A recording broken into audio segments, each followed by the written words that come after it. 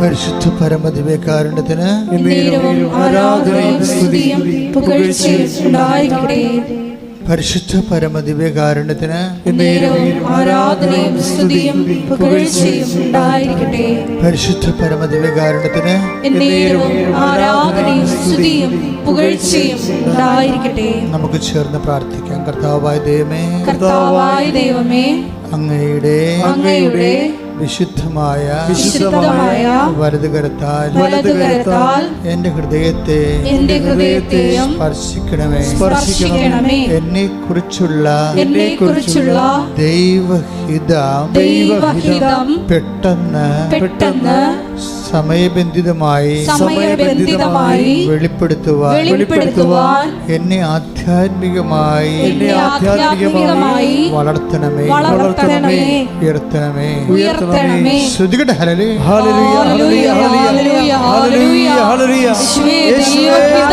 വിവേചിച്ചറിയുവാൻ ഞങ്ങളുടെ ആന്തരിക ഹൃദയങ്ങളെ തുറക്കണമേ.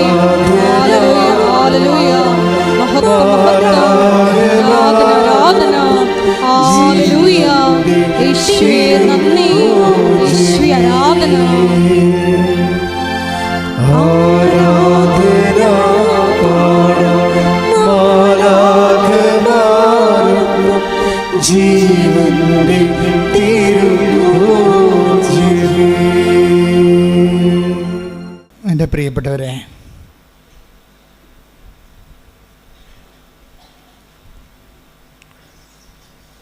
ഉടമ്പടിക്ക് 2 ലക്ഷ്യങ്ങളുണ്ട്.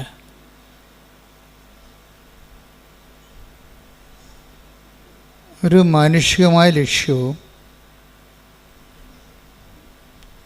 ഒരു ദൈവികമായ ലക്ഷ്യവും.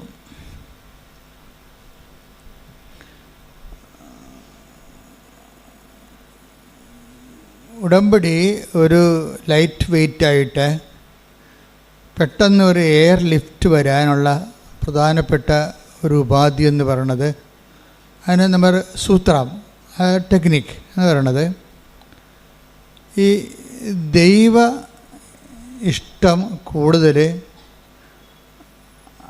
പ്രാധാന്യം ഉണ്ടാകണം. ഇപ്പോൾ അച്ഛൻ ആദ്യം എന്താ പറഞ്ഞത്? ഉടമ്പടിക്ക് 2 ലക്ഷ്യങ്ങളുണ്ടാകാനുള്ള സാധ്യതയുണ്ട്.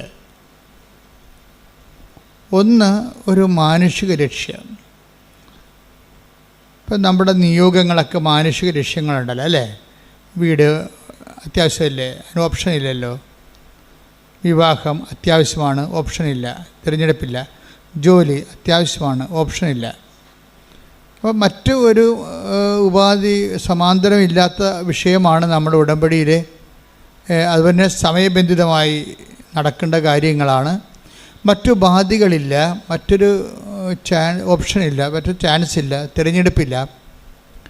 പക്ഷേ സമയവുമില്ല, മറ്റൊരു തിരഞ്ഞെടുപ്പുമില്ല, പക്ഷേ സമയവുമില്ല. ഇപ്പം ജപ്തിയൊക്കെ എന്ന് പറയുമ്പോൾ സമയബന്ധിതമാണല്ലോ. വിസയും അക്കാഡമിക് കോഴ്സുകളും എല്ലാം സമയബന്ധിതമാണ്. നമുക്ക് സമയം മുമ്പില്ല വേറെ. അപ്പം അങ്ങനെയുള്ള വിഷയങ്ങളാണ് ഉടമ്പടിയുടെ പരിധി വരുന്നത്.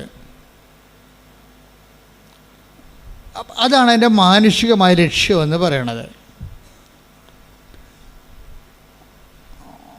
ഇനി ഇതിന് തന്നെ മാനുഷിക ലക്ഷ്യം എന്ന് പറയുമ്പോൾ മാനുഷികമായ നിയോഗങ്ങളാണ് ഉദ്ദേശിക്കുന്നത്. നമ്മൾ വെക്കുന്ന പ്രാർത്ഥന ആവശ്യങ്ങൾ. ഇത് ലിഫ്റ്റ് ചെയ്യാൻ കുറച്ച് സമയമെടുക്കും. ചില വിഷയങ്ങളിൽ നമ്മൾ നിയോഗത്തിൽ വെച്ചാൽ ലിഫ്റ്റ് ചെയ്യാൻ, അത് ദൈവത്തെ കൊണ്ട് അഡ്രസ്സ് ചെയ്യിക്കാൻ ചില നിയോഗങ്ങൾക്ക് കുറേ സമയമെടുക്കും. അതിൻ്റെ കാരണം അതിൽ ദൈവത്തിന് മാർജിനൊന്നും ഇല്ലാത്തത് കൊണ്ടാണ്. വളരെ തന്ത്രപരമായിട്ട് വേണം ഉടമ്പടി ചെയ്യാൻ. അല്ല ഓടി വന്ന് വല്ലതൊക്കെ എഴുതിയിട്ട് കഴിഞ്ഞാൽ യൂദാസ് പുന്നാളിൻ്റെ പെട്ടി കൊണ്ടുപോയി എഴുതിയിടുന്ന പോലെ ഇരിക്കും. അതിൻ്റെ അകത്ത് ഇത് ഉടമ്പടി വളരെ സത്യസന്ധമായ ഒരു അതിൻ്റെ ഒരു ടെക്നിക്കാലിറ്റീസ് പഠിക്കണം. അതിൻ്റെ അകത്ത് നമ്മൾ ഓരോ നിയോഗം വെക്കുമ്പോൾ അതിൻ്റെ മാർജിൻ എന്താണെന്ന് നോക്കണം. എല്ലാ ബിസിനസ്സിനും അതിൻ്റെ മാർജിനില്ലേ? അല്ലെ പിന്നെ ആരാണ് ബിസിനസ് ചെയ്യാൻ പോണത്? അതുപോലെ തന്നെ ഇതിനും ദൈവമായിട്ടൊരു ബിസിനസ് അല്ലെങ്കിൽ ഇതൊരു ആധ്യാത്മിക വിനിമയമാണല്ലോ. ഈ വിനിമയത്തിൽ മാർജിൻ എന്താണ്, ദൈവത്തിന് അതിൻ്റെ അകത്തുള്ള ലാഭം എന്താണ്, ആ ദൈവത്തിന് അതുകൊണ്ട് എന്താ പ്രയോജനം, അത് വളരെ തന്ത്രപരമായിട്ട് നമ്മൾ ധ്യാനിച്ച് മനസ്സിലാക്കേണ്ടതാണ്. ഈ ദൈവത്തിൻ്റെ പ്രയോജനങ്ങളെ ഇനി മനുഷ്യന്മാരുടെ ആധ്യാത്മിക നിലവാരം അനുസരിച്ചുകൊണ്ട് ഡിസേൺമെൻറ്റ് ചെയ്യാൻ ചിലർക്ക് ഇത്തിരി സമയം മതി, ചിലർക്ക് ഒത്തിരി സമയം വേണം. അതായത് നമ്മളൊരു വിഷയം ഉടമ്പടി വെച്ചു. ആ ഉടമ്പടി വെക്കുന്ന വിഷയം നമുക്ക് പ്രധാനപ്പെട്ടതാണ്. നമുക്കതിന് വേറെ ഒരു ഓപ്ഷൻ അതിനകത്ത് ഇല്ലതാനും. പക്ഷെ അങ്ങനെ വരുമ്പോൾ ഇതിൽ എന്താണ് ദൈവത്തിന് ഇതിൻ്റെ അകത്തുള്ള പ്രയോജനം, അതൊരു പ്രധാനപ്പെട്ട വിഷയമാണ്. ഇതിൻ്റെ അകത്ത് എന്താണ്? അപ്പോൾ എല്ലാത്തിനും നിങ്ങൾ ഒരു ഗ്യാരണ്ടി ചെയ്യേണ്ടത് interest of God in the covenant intentions നിങ്ങൾ ഗ്യാരണ്ടി ചെയ്യണം. ആദ്യം ഞാൻ എന്തുകൊണ്ടാണ് ഇങ്ങനെ സംസാരിക്കണമെന്ന് ചോദിച്ചു കഴിഞ്ഞാൽ, ലക്ഷക്കണക്കിന് സാക്ഷ്യങ്ങളെ ഞാൻ അനലൈസ് ചെയ്യും. എത്ര വർഷമായി ഉടമ്പടി അമ്മ 2016 തന്നത്. ഈ കൃപാസനം എന്ന് പറഞ്ഞ സംവിധാനം ഉള്ളത് 89 അന്ന് മുതൽ ലക്ഷക്കണക്കിന് മനുഷ്യർ പ്രാർത്ഥിക്കുകയും കൗൺസിൽ ചെയ്യുകയും ഒക്കെ ചെയ്യുമ്പോൾ എനിക്കിതിൻ്റെ ഞാനെല്ലാം നിശ്ചിതമായി നിരീക്ഷിക്കുന്ന ഒരാളാണ്. അപ്പോൾ ഏതാണ് പെട്ടെന്ന് ക്രാക്കാകണത്, പെട്ടെന്ന് ഫയർ ആകണമെന്നൊക്കെ എനിക്ക് ഏറെക്കുറെ ഒരു ഐഡിയ ഉണ്ട്. അതുകൊണ്ടാണ് ഞാൻ നിങ്ങളോട് പറയണത്, ഈ സ്പീഡ് ബൗണ്ടാകണമെങ്കിൽ, ഉടമ്പടി സ്പീഡ് ബൗണ്ടാകണമെങ്കിൽ അതിൻ്റെ അകത്ത് ആ വിനിമയത്തിലുള്ള ദൈവത്തിൻ്റെ ഇൻട്രസ്റ്റുകൾ അത് നമ്മൾ ഗ്യാരണ്ടി ചെയ്യണം. ദൈവത്തിൻ്റെ താല്പര്യം എന്ന് വെച്ചാൽ ആ ഒരു വിനിമയം നടന്നാൽ, ഇപ്പം നിനക്ക് കുട്ടി ഉണ്ടായി, ദൈവത്തിന് എന്താ പ്രയോജനം? നീ കൊച്ചിനെ മുടത്തി ഞായറാഴ്ച കുർബാനയും മുടക്കി നടക്കും, ദൈവത്തിന് നഷ്ടമാണ് വരാൻ പോണത്. മനസ്സിലായില്ലേ? നിനക്കിപ്പോൾ 7 കൊല്ലം ഇപ്പം കൃപാസനത്തിൻ്റെ ഉടമ്പടിയുടെ വിഷയം എന്താണ്? കൃപാസനത്തിൻ്റെ എത്രയെത്ര പ്രാർത്ഥനകൾക്ക് ശേഷമാണ് ദൈവം ഉടമ്പടി തന്നിരിക്കുന്നത്. ആദ്യം ഇവിടെ ഉണ്ടായിരുന്നത് കടലോര കൺവെൻഷനാണ്. കടലിൽ കൺവെൻഷൻ നടത്തിക്കൊണ്ടിടക്കിയിരുന്നു 90 വരെ. 90 തൊട്ട് 2000 വരെ കടലിലായിരുന്നു കൺവെൻഷൻ നടത്തിയത്. വള്ളക്കാരെല്ലാം വിളിച്ചുകൂട്ടി, ബോട്ടുകാരെല്ലാം വിളിച്ചുകൂട്ടി, എല്ലാ ബോട്ടിലും ഞാൻ കടലിൽ കൂടി വള്ളത്തെ പോയിട്ട് ഓരോ ബോട്ടിലും കയറി ഇറങ്ങി വെഞ്ചരിക്കുകയും ചെയ്യും. അവിടെയുള്ള കത്തോലിക്കരെ കുമ്പസാരിപ്പിക്കുകയും ചെയ്യും. അതാണ് അന്ന് അമ്മ ഈശോ പറഞ്ഞ കാര്യങ്ങൾ. 2000 ആയപ്പോൾ എൻ്റെ ശുശ്രൂഷ അവിടെ കഴിഞ്ഞു. അപ്പോൾ എന്നോട് പറഞ്ഞ് കടലിൽ നിന്ന് പോരാൻ പറഞ്ഞു. അപ്പോൾ എനിക്ക് ഈ ശുശ്രൂഷ ഇവിടെ സ്ഥലം കാണിച്ചു തന്നു. അപ്പോൾ ഇവിടെ കൊണ്ടുവന്നൊരു കാറ്റാടി കമ്പ് കുഴിച്ചിട്ട് 8 കാറ്റാടി കമ്പ് അവിടെ കുഴിച്ചിട്ട് ഒരു ടർപ്പുള്ളി വലിച്ചു കിട്ടി തുടങ്ങിയ പരിപാടിയാണിത്. അത് 2000 ഞങ്ങൾ ചെയ്തതെന്ന് വെച്ച് കഴിഞ്ഞാൽ, അന്ന് അമ്മ പറഞ്ഞത് ഒന്നും ചെയ്യേണ്ട, ശുശ്രൂഷ ഒന്നും വേണ്ട, മാക്സിമം ഇരുന്ന് മധ്യസ്ഥ പ്രാർത്ഥന നടത്താൻ പറഞ്ഞു, മാക്സിമം. അപ്പോൾ എന്താ ഞങ്ങളെന്ന് വെച്ച് കഴിഞ്ഞാൽ എല്ലാം ചെയ്യുമ്പോൾ അടിമോസ്റ്റാണ് ചെയ്യണത്. അല്ലാതെ അപ്പോഴുടനെ എനിക്കൊരാളെ ഒപ്പിച്ചു തന്നു. ഞാൻ ശാന്തംപാറയിൽ ധ്യാനിക്കാൻ ചെന്നപ്പോൾ അവിടെ ഒരു പ്രായമുള്ള ആൾ, അപ്പോൾ ശാന്തംപാറയിൽ ധ്യാനം ഞാൻ എപ്പോഴും ഇടയ്ക്കൊക്കെ പറയണതാണ്, ഇടുക്കിയിൽ 3-5 ദിവസം ധ്യാനമാണ്. അപ്പോൾ വെളുപ്പാങ്കാലത്തൊക്കെ ആൾക്കാർ മലയിറങ്ങി വരുന്നത് എനിക്ക് പുതിയ കാഴ്ച തരുന്നത് അതൊക്കെ. അപ്പോൾ ഒരു ചേച്ചി അതിനടുത്ത് പറഞ്ഞ്, എൻ്റെ ഞങ്ങളിവിടുന്ന് കൊത്തിക്കൊണ്ട് പറക്കാനും പറ്റത്തില്ല, തിന്നാനും പറ്റാത്തൊരവസ്ഥയിലാണ് കിടക്കുന്നത്. എൻ്റെ ഭർത്താവ് മരിച്ചുപോയി, ഞാനും എൻ്റെ 3 പെൺകുഞ്ഞുങ്ങളും ഉണ്ട്. ഞാൻ മലമുകളിലാണ് വീട്, ഞങ്ങൾക്ക് അവിടെ വെള്ളം ഇപ്പം കിട്ടണില്ല. അതൊരു ഡിസംബർ ആകുമ്പോൾ വെള്ളം പറ്റും, പിന്നെ മാർച്ച്, ജനുവരി, ഫെബ്രുവരി, മാർച്ച്, ഏപ്രിൽ ആകുമ്പോൾ ഈ 4 മാസം മഴ പെയ്യണവരെ, ജൂണിൽ മഴ പെയ്യണവരെ 5 മാസത്തോളം ഇവർക്ക് ഇറങ്ങി വരണം. 200-250 മീറ്റർ മല ഇറങ്ങി വരണം. അത് അടുത്ത താഴെ അവരുടെ വീടിൻ്റെ 250 ആ മലയുടെ താഴെ ഒരു വീട്ടിൽ വെള്ളമുണ്ട്. അപ്പോൾ ഈ വെള്ളം കോരിക്കൊണ്ട് പിന്നെ മുകളിലോട്ട് കയറണം. പെൺപിള്ളേരാണെങ്കിലൊക്കെ ഒരു 10-16 വയസ്സിന് മുകളിലുള്ള ആൾക്കാരാണ് എല്ലാവരും. അപ്പോൾ വൈകുന്നേരം ആകുമ്പോൾ പെൺപിള്ളേരെ ഇങ്ങനെ ഇടാൻ പറ്റത്തില്ല വെള്ളം കോരാൻ വേണ്ടി. അതുകൊണ്ട് ചേച്ചി തന്നെ പോകണം. ചേച്ചി ഒരു നടുവൊടിഞ്ഞ് വെള്ളം കോരി. ഒരു മനുഷ്യൻ്റെ ജീവിതത്തിൻ്റെ അവസ്ഥകളെ. അപ്പോൾ എന്നിട്ട് പറഞ്ഞ് എന്ത് ചെയ്ത് ആൾക്കാരിപ്പോൾ ഞങ്ങളുടെ കിണറ്റിൽ വെള്ളമില്ലെന്നുള്ളത് എല്ലാവർക്കും അറിയാം. അത് കാരണം ഇത് വിറ്റിയിട്ട് പോകാമെന്ന് പറഞ്ഞാൽ ആരും ഇത് വാങ്ങിക്കത്തില്ല. ഇവിടെ താമസിക്കാമെന്ന് വിചാരിച്ചാൽ ഈ പെൺപിള്ളേരെ കെട്ടാൻ ആരും വരത്തുമില്ല. അത് നിസ്സാര കാര്യമില്ല. നിങ്ങൾക്ക് കേട്ടിട്ടൊന്നും തോന്നണില്ലല്ലേ? എനിക്ക് അന്ന് ശരിക്കും ഫീൽ ചെയ്തായിരുന്നു. എൻ്റെ ഒരു വിജയം തന്നെ, കർത്താവ് എൻ്റെ നമ്മുടെ ശുശ്രൂഷയുടെ ഒരു വിജയം തന്നെ ആൾക്കാരുടെ വിഷയം കേൾക്കുമ്പോൾ നമുക്കും സങ്കടം വരും. അതാണ് വിഷയം. ആര് എന്ത് പറഞ്ഞാലും എനിക്കെൻ്റെ ഗ്രാവിറ്റി പെട്ടെന്ന് പിടികിട്ടും. അവരെന്തുമാത്രം അതിൻ്റെ അകത്ത് വിഷമിക്കുന്നുണ്ടെന്ന് എനിക്ക് മനസ്സിലാകും. ഞാൻ അപ്പം തന്നെ ഈ എന്തെല്ലാം മാർഗം ദൈവത്തിരുസന്നിധിയിൽ ഈ വ്യക്തിയുടെ കണ്ണീർ തുടക്കാൻ ചെയ്യാൻ പറ്റും, അതൊക്കെ ചെയ്യാനും ദൈവത്തിരുസന്നിധി നിൽക്കും. മറ്റുള്ളവരുടെ നമ്മൾ എപ്പോഴും വിഷയം വെച്ചാൽ ഈ ഉടമ്പടിയൊക്കെ പെട്ടെന്ന് ഫയറാകാനെല്ലാം നല്ലത് വേറെ ഒരാളെ ദൈവത്തിന് മാത്രം കക്ഷി ചേർക്കരുത്. അതിൻ്റെ അകത്ത് വേറെ ഒരാളെ കൂടി, വേറെ കുറേ ആൾക്കാരെ കൂടി അതിൻ്റെ അകത്ത് കക്ഷി ചേർക്കണം.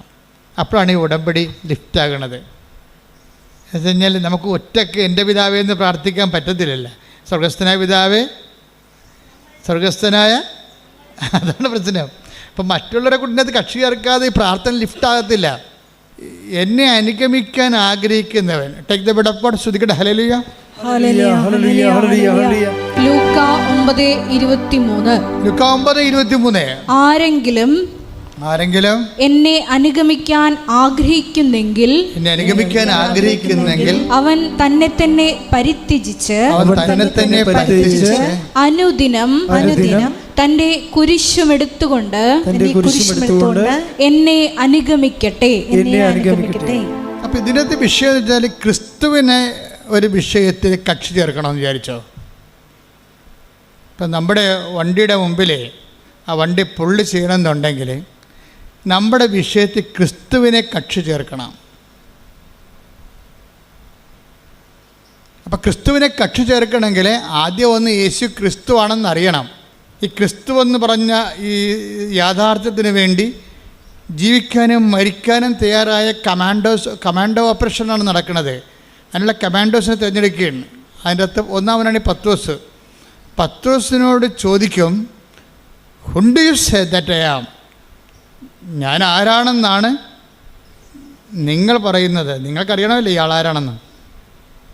മറ്റുള്ളവരെന്ത് പറയണമെന്ന് പ്രശ്നമല്ല. മറ്റുള്ളവരങ്ങനെ പറയലും പറയും. ക്രിസ്തു റെവല്യൂഷണറിയാണ്, മതാചാര്യനാണ്, അങ്ങനെ എന്തും വേണമെങ്കിൽ പറയാം.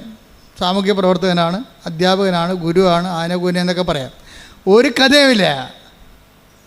ബേസിക്കായിട്ട് വാട്ട് ഈസ് ക്രിസ്തു? Whom do you say that I am? മറ്റുള്ളവർ പുസ്തകം വായിച്ചവരും കേട്ട് പറഞ്ഞവരുമല്ല, എൻ്റെ കൂടെ നടന്നിട്ടുള്ളവർ നിങ്ങൾ എന്താ പറയണത്? അതാണ് ഫോളോ മീ എന്ന് പറയണത്. അത് എന്നെ അനുഗമിക്കാൻ ആഗ്രഹിക്കുന്ന ഒരാളല്ല നിങ്ങൾ. അപ്പം നിങ്ങൾ എന്നെ അനുഗമിക്കുന്ന നിങ്ങൾ എന്താണ് പറയണത്? അപ്പോൾ പത്രോസ് പറയണത്, പത്രോസിനത് വെളിപാടായിട്ടാണ് കിട്ടണത്. എന്താ പറയണത്? പത്രോസ് ശരിക്കും പറഞ്ഞാൽ കുറച്ച് കാര്യങ്ങൾ അറിയാം, കുറച്ച് കാര്യങ്ങൾ അറിയത്തില്ല. ക്രിസ്തു സംഭവങ്ങളിൽ എപ്പോഴും വരണ വിഷയം, എപ്പോഴും നിങ്ങൾ ക്രിസ്തുവിനെ എന്നെ മുഴുവനായി, നമുക്ക് കുറച്ച് കാര്യങ്ങൾ ക്രിസ്തുവിനെ അറിയാം, പക്ഷെ കുറച്ച് കാര്യങ്ങൾ അറിയത്തില്ല. അതുകൊണ്ട് തന്നെയാണ് ക്രിസ്തു എപ്പോഴും ഒരു പഠന വിഷയമായി, അന്വേഷണ വിഷയമായി മാറണത്. പത്രോസ് പറയും, പത്രോസ് എന്താ പറയണത്? നീ ക്രിസ്തുവാണ് എന്ന് എനിക്ക് ആന്തരികമായ ബോധ്യമുണ്ട്. എന്നുവെച്ചാൽ എൻ്റെ ലോകത്തിൻ്റെയും പാപത്തിൻ്റെ പരിഹാരമാകാൻ വേണ്ടി ദൈവത്താൽ നിശ്ചയിക്കപ്പെട്ട് മുദ്ര വെച്ച് അംഗീകാര മുദ്രയുള്ള ബലിവസ്തുവാണ് നീ. ദൈവത്തിൻ്റെ കുഞ്ഞാടാണ്, അതിൻ്റെ അകത്ത് എല്ലാം ഉണ്ട്. പക്ഷെ മനുഷ്യൻ്റെ പാപത്തിന് പരിഹാരം ചെയ്യാൻ മനുഷ്യന് പറ്റത്തില്ലല്ലോ. കാര്യം ദൈവത്തോടല്ലേ ചെയ്തത്. ക്രിസ്തുവിൻ്റെ മനുഷ്യാവതാരത്തിൻ്റെ രഹസ്യം എന്താണ്? ക്രിസ്തു എന്തുകൊണ്ട് മനുഷ്യരാകേണ്ട അവസ്ഥ വന്നു? കാര്യം മനുഷ്യനോട് ചെയ്ത പാപത്താണ് നമുക്ക് പരിഹരിക്കാം. ഇപ്പം കോടതിയൊക്കെ പരിഹരിച്ചില്ലേ? വണ്ടി ഇടിച്ച് മരിച്ചു കഴിഞ്ഞാൽ ശരി, അവന് എത്ര വയസ്സുണ്ട്, അവൻ്റെ പ്രൊഫഷൻ എന്താണ്, അവന് എത്ര മക്കളുണ്ട്, അവൻ്റെ പ്രായം എന്താണെന്നൊക്കെ നോക്കിയിട്ട് ജഡ്ജി പറയും ശരി എന്നാൽ 5 ലക്ഷം രൂപ കൊടുക്ക്, അല്ലെങ്കിൽ 50 ലക്ഷം രൂപ കൊടുക്കാൻ പറയും. മനുഷ്യനോട് ചെയ്ത അപരാധത്തിന് കോടതി പരിഹാരമുണ്ട്. പക്ഷേ ഇത് പരിഹാരം അതല്ല. ദൈവം തന്ന കൽപ്പനകൾക്ക് എതിരെ ഒരാൾ പ്രവർത്തിച്ചാൽ അത് ദൈവത്തോട് തന്നെ ചെയ്യണതാണ്. മനുഷ്യൻ ദൈവത്തിൻ്റെ കൽപ്പനകൾ നിരാകരിച്ചു കഴിഞ്ഞാൽ പിന്നെ ദൈവത്തോട് ചെയ്ത തെറ്റാവും. അപ്പോൾ മനുഷ്യനത് പരിഹരിക്കാൻ പറ്റത്തില്ല. മനുഷ്യന് പരിഹരിക്കാൻ പറ്റാ പിന്നെ ആരെങ്കിലും ഇത് പരിഹരിക്കണമല്ലോ. അതിനാണ് പരിഹാരമായിട്ടാണ് ക്രിസ്തു വരണത്. ആര്? ദൈവം തന്നെ മനുഷ്യപ്രകൃതി സ്വീകരിച്ചുകൊണ്ട് അവൻ ആകൃതിയിൽ മനുഷ്യനെപ്പോലെയായി ദൈവത്തോടുള്ള സമാനത മുറുകെ പിടിക്കേണ്ട കാര്യമില്ലാതെ അവൻ മനുഷ്യനായി മരണത്തോളവും കുരിശ് മരണത്തോളവും തന്നെ തന്നെ താഴ്ത്തി. അല്ല, കുരിശ് മരണത്തോളം പരിഹാരമായി. അപ്പോൾ മനുഷ്യൻ ചെയ്ത പാപത്തിന് ദൈവം തന്നെ മനുഷ്യപ്രകൃതി പരിഹാരം ചെയ്ത റിട്ടാലിയേഷനായി അവിടെ വെച്ച്. ഇനി ക്രിസ്തു എനിക്ക് വേണ്ടി കൂടിയാണ് പരിഹാരം ചെയ്തതെന്ന് ഞാൻ വിശ്വസിക്കുമ്പോഴാണ്, അതാണ് വിശ്വാസം എന്ന് പറയണത്. അല്ല എന്തെങ്കിലും വിശ്വാസമല്ല. അമേരിക്ക അവിടെ ഉണ്ടെങ്കിലും നിങ്ങൾ വിശ്വസിച്ചാലും ഇല്ലെങ്കിൽ നിങ്ങൾ കണ്ടിട്ടില്ലെങ്കിൽ നിങ്ങൾ വിശ്വസിക്കുന്നുണ്ട് അമേരിക്ക അവിടെ ഉണ്ടെന്ന്. അതുപോലെയുള്ള ക്രിസ്തുവിനെ ഞാൻ കണ്ടിട്ടില്ല എന്നെങ്കിലും ഞാൻ വിശ്വസിക്കുന്നു. ആ ഒരു വിശ്വാസം അല്ല നമ്മുടെ വിശ്വാസം എന്ന് പറയുന്നത്. നമ്മുടെ വിശ്വാസം എന്ന് പറയുന്നത് എന്താണ്? ക്രിസ്തു എനിക്ക് പകരക്കാരനായി പരിഹാരം ചെയ്തു. അവൻ്റെ പരിഹാരത്തെ ഞാൻ വിശ്വസിക്കുന്നു. അവൻ്റെ ആ പരിഹാരത്തിൽ ഞാൻ വിശ്വസിച്ച് കഴിഞ്ഞാൽ എൻ്റെ പാപങ്ങൾ ആ വിശ്വാസം കൊണ്ട് തന്നെ പരിഹരിക്കപ്പെടുന്നു. കൈയടിക്കട്ടെ, ശ്രദ്ധിക്കട്ടെ. വിശ്വസിച്ച് രക്ഷപ്പെടാനുള്ള ആഴമായിട്ടുള്ള ബോധ്യങ്ങൾ ഈ ആരാധനയിലൂടെ ഞങ്ങൾക്ക് നൽകണമേ. ഹല്ലേലൂയ.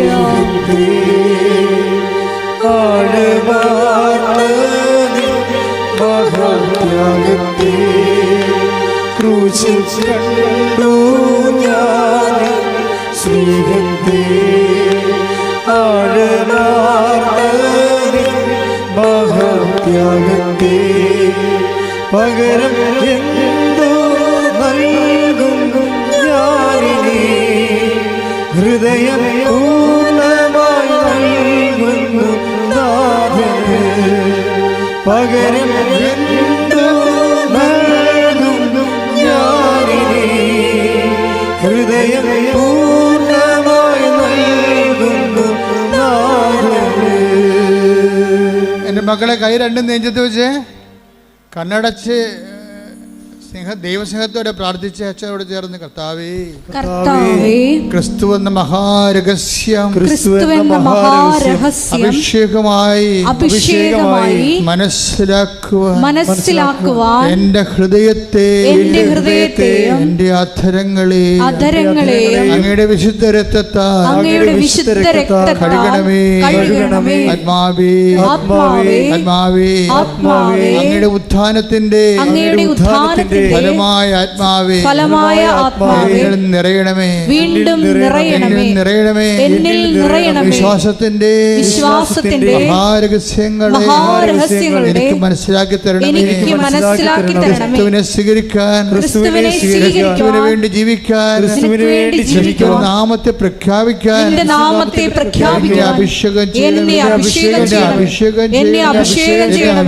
എന്നെ അഭിഷേകം ലോകത്തിന്റെ അതിർത്തികൾ വരെ നിന്റെ നാമത്തിന് സാക്ഷ്യം വഹിക്കുവാൻ ഞങ്ങളെ തിരഞ്ഞെടുത്ത് അഭിഷേകം ചെയ്യണമേ. മത്തായിയുടെ സുവിശേഷം 16:24. ആരെങ്കിലും എന്നെ അനുഗമിക്കാൻ ആഗ്രഹിക്കുന്നെങ്കിൽ അവൻ തന്നെ തന്നെ പരിത്യജിച്ച് തന്റെ കുരിശുമെടുത്ത് എന്നെ അനുഗമിക്കട്ടെ. ഇത് വളരെ ഹൃദ്യമായ ഒരു സമവാക്യമാണ്. ക്രിസ്തുവാണ് നീ എന്ന് പത്രോസ് പറഞ്ഞു. എന്ന് വെച്ച് കഴിഞ്ഞാൽ ലോകത്തിന് എക്കാലത്തെയുമുള്ള നിത്യതയുടെ പരിഹാരം, നിത്യത ലഭിക്കുന്നതിനുള്ള ഏക പരിഹാരമാണ് നീ. നിൻ്റെ ബലിയിലാണ് അപ്പൻ പ്രസാദിക്കാൻ പോകുന്നത്. നീ എനിക്ക് വേണ്ടി കൂടിയാണ് മരിച്ചുയർത്തിട്ടതെന്ന് ഞാൻ വിശ്വസിക്കുമ്പോഴാണ് നിന്നെ എനിക്ക് ലഭിച്ചിട്ട് ഞാൻ നിൻ്റെ കൂടെ നിത്യത കരയേറ്റുന്നത് എന്നുള്ള ക്രിസ്തു രഹസ്യത്തിലേക്കുള്ള യാത്രയിൽ സംഭവിക്കേണ്ട ചില സ്വകാര്യമായ ലളിതമായ കാര്യങ്ങളുണ്ട്. അല്ല എന്താണ് ക്രിസ്തുവിനെ സ്വീകരിക്കാൻ? പത്രോസാണ് പറയണത് നീ ക്രിസ്തുവാണെന്ന് പറയണത്. വെച്ച് കഴിഞ്ഞാൽ അഭിഷിക്തൻ, അംഗീകരിക്കപ്പെട്ടവൻ, നിൻ്റെ പേരിൽ മാത്രം ദൈവം പ്രസാദിക്കുന്നവൻ. വേറെ എന്ത് പ്രസാദിപ്പിച്ചാലും കാര്യമില്ല. വേറെ നീ പാപപരിഹാരത്തിന് വേണ്ടി എന്ത് തലകുത്തി പറഞ്ഞിട്ടൊരു കഥയുമില്ലെന്നാണ്. ക്രിസ്തുവിൻ്റെ പരിഹാരത്തോടു കൂടി ബാക്കി മാനവരാശിയുടെ സാംസ്കാരികമായി കണ്ടെത്തിയിട്ടുള്ള മുഴുവൻ പരിഹാരങ്ങളെയും നള്ളിഫൈ ചെയ്യുകയാണ്. മനുഷ്യൻ പരിഹാരത്തിന് എന്തെല്ലാം ചെയ്യുന്നുണ്ട്. ക്രിസ്തു നിനക്ക് വേണ്ടി മരിച്ചു പാപത്തിൻ്റെ പരിഹാരമായി എന്ന് നീ വിശ്വസിക്കുമ്പോൾ ക്രിസ്തു നേടിയെടുത്ത പരിഹാരം നിനക്ക് അവകാശമാക്കണമെങ്കിൽ നിൻ്റെ വിശ്വാസത്തിലൂടെയാണത്. അപ്പം നീ എന്തിലാണ് വിശ്വസിക്കണത്? ക്രിസ്തു എന്ന വ്യക്തിയിൽ വിശ്വസിക്കുന്നതിനേക്കാൾ ഉപരി ക്രിസ്തു നിനക്ക് വേണ്ടി പാപപരിഹാരം മരിച്ചുവെന്ന് നീ വിശ്വസിക്കണം. പറഞ്ഞേ, കർത്താവായ ദൈവമേ, എൻ്റെ പാപപരിഹാരമായി എനിക്ക് പകരക്കാരനായി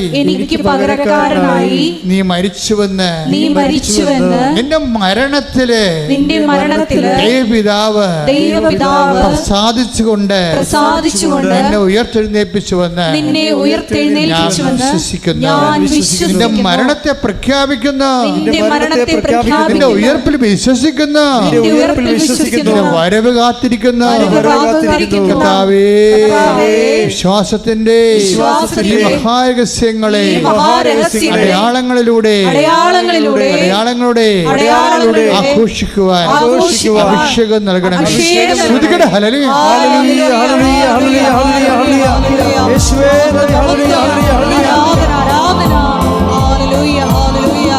യേശുവേ നന്ദി, യേശുവേ ആരാധന.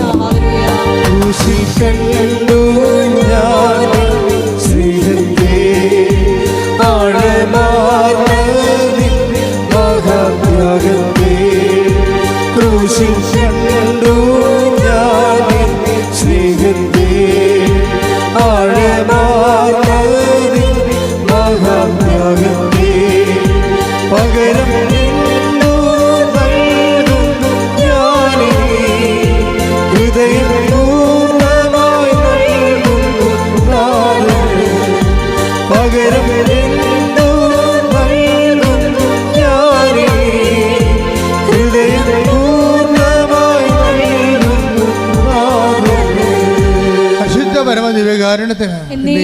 ഹൃദയം ഉടമ്പടി അടയാളങ്ങളുടെ ക്രിസ്തു രഹസ്യത്തിൻ്റെ അടയാളങ്ങളുടെ ആഘോഷമാണ് ഉടമ്പടി. ഇപ്പം ക്രിസ്തു രഹസ്യ ഉടമ്പടിയിൽ എന്താ സംഭവിച്ചിരിക്കുന്നത്? ക്രിസ്തു രഹസ്യമാണ് ആഘോഷിക്കപ്പെടുന്നത് അടയാളങ്ങളിലൂടെ. എന്താണ്? ക്രിസ്തു എനിക്ക് വേണ്ടി മരിച്ചു, എൻ്റെ വിടുതലിൻ്റെ വില കൊടുത്തു, എൻ്റെ വിടുതലിൻ്റെ വില കൊടുത്തു. ആ നിൻ്റെ വിടുതലിൻ്റെ വില കൊടുത്തുകൊണ്ട് നിനക്ക് മരണമില്ല, നീ അവൻ വിശ്വസിക്കുന്നവൻ നിത്യമായി ജീവിക്കുമെന്ന് ഈശോ വാഗ്ദാനം നൽകിയിട്ടുണ്ടെങ്കിൽ, അവൻ്റെ ഉയർപ്പിലൂടെ ആ വാഗ്ദാനത്തെ അവൻ സാധൂകരിക്കുന്നുണ്ടെങ്കിൽ അത് നിനക്ക് നാളെ അവകാശമാകാൻ പോകുമ്പോൾ നിനക്ക് ഒരു ആധികാരികതയുണ്ട്. എന്താണ്? ക്രിസ്തു എനിക്ക് വേണ്ടി മരിക്കാൻ വേണ്ടി മാത്രം ഞാൻ ദൈവത്തിൻ്റെ തിരുസന്നിധിയിൽ വിലയുള്ളവനാണ്. കൈയടിച്ച് സ്തുതിക്കട്ടെ. ഹല്ലേലൂയ, ഹല്ലേലൂയ, ഹല്ലേലൂയ, ഹല്ലേലൂയ,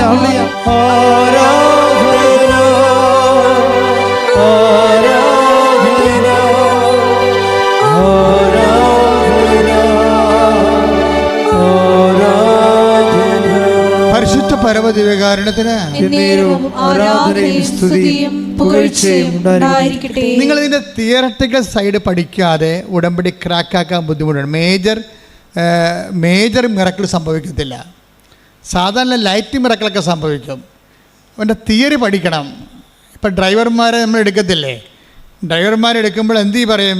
നിങ്ങൾ മെക്കാനിസ്റ്റ് ആണെന്ന് ചോദിക്കും ആദ്യം. അയ്യോ മെക്കാനിസ്റ്റ് അല്ല. അപ്പോൾ അത് എൻ്റെ കൂടെ വണ്ടി ഞാൻ വഴി കിടക്കേണ്ടി വരുമല്ല, നിൻ്റെ കൂടെ നിന്നെ വീട്ടിൽ പോയിക്കോളാൻ പറയും. ഇല്ലേ? ഡ്രൈവർമാരെ നമ്മുടെ ഏത് കമ്പനിക്കാരും ഡ്രൈവർ എടുക്കുമ്പോൾ എന്ത് ചോദിക്കും? നിങ്ങൾ മെക്കാനിസ്റ്റ് ആണെന്ന് ചോദിക്കും.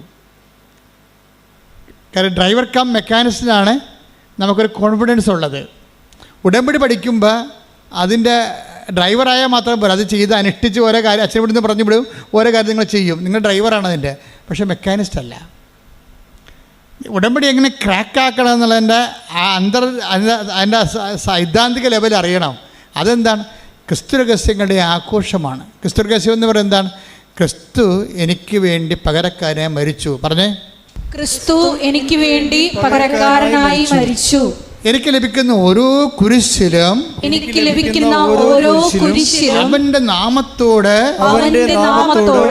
ഞാൻ ഐക്യദാർഢ്യം പ്രഖ്യാപിച്ചുകൊണ്ട് അവന്റെ മരണത്തെ ഞാൻ പ്രഖ്യാപിക്കുന്നു. എനിക്ക് ലഭിക്കുന്ന അനുദിന സങ്കടങ്ങളിലൂടെ അവന്റെ മരണത്തെ പ്രഖ്യാപിക്കുമ്പോൾ അങ്ങനെ മരണത്തെ പ്രഖ്യാപിക്കുന്നവർക്ക്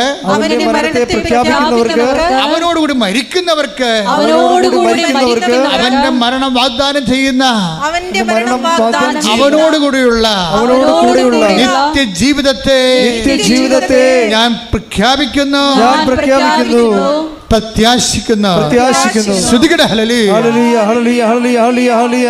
യേശുവേ നന്ദി. ഹല്ലേലൂയ, ഹല്ലേലൂയ, ഹല്ലേലൂയ. നീ എനിക്ക് വേണ്ടി മരിക്കും. നീ എനിക്ക് വേണ്ടി ഉയർത്തി നിൽക്കും. നീ എനിക്ക് വേണ്ടി പാപപരിഹാരമാകും. കാര്യം നീ ക്രിസ്തുവാണ്. ഈ ക്രിസ്തു രഹസ്യത്തെ പ്രഖ്യാപിക്കുമ്പോൾ അത് പകുതിയോളം വെളിപാടാണ് പത്രോസിന്. അപ്പോൾ ഈശോ പറഞ്ഞുകൊണ്ട് ശമയോൻ പറഞ്ഞു, it is not flesh and blood that reveals to you, it is my father in heaven എന്ന് ഈശോ പറയുന്നുണ്ട്. എന്താ പറയുന്നത്? ഈ ഇത്രയും നീ ക്രിസ്തുവാണെന്ന് പറഞ്ഞ അത്രയും കാര്യങ്ങളില്ലേ, അത് നീ പഠിച്ചതല്ല, നിന്നെ പഠിപ്പിച്ചതാണ്. നീ അത് പഠിച്ചതല്ല, അത് നീ പഠിപ്പിച്ചതാണ്. ആരാണ്? എൻ്റെ സ്വർഗസ്ഥനായ പിതാവ്. ദൈവവേദനേ, നിന്നെ ക്രിസ്തുവിനെ പഠിക്കണമെന്നുണ്ടെങ്കിൽ നിനക്ക് ദൈവപിതാവിൻ്റെ സഹായം വേണ്ടി വരും. പ്രാർത്ഥിക്കുക, കർത്താവേ, അങ്ങേ പിതാവിന്റെ സഹായത്താൽ പത്രോസിനെ പോലെ അങ്ങേ പഠിക്കാനുള്ള വെളിപാടിന്റെ ദൈവസ്നേഹത്താൽ എന്നെ അഭിഷേകം ചെയ്യണമേ. ശ്രദ്ധിക്കട്ടെ,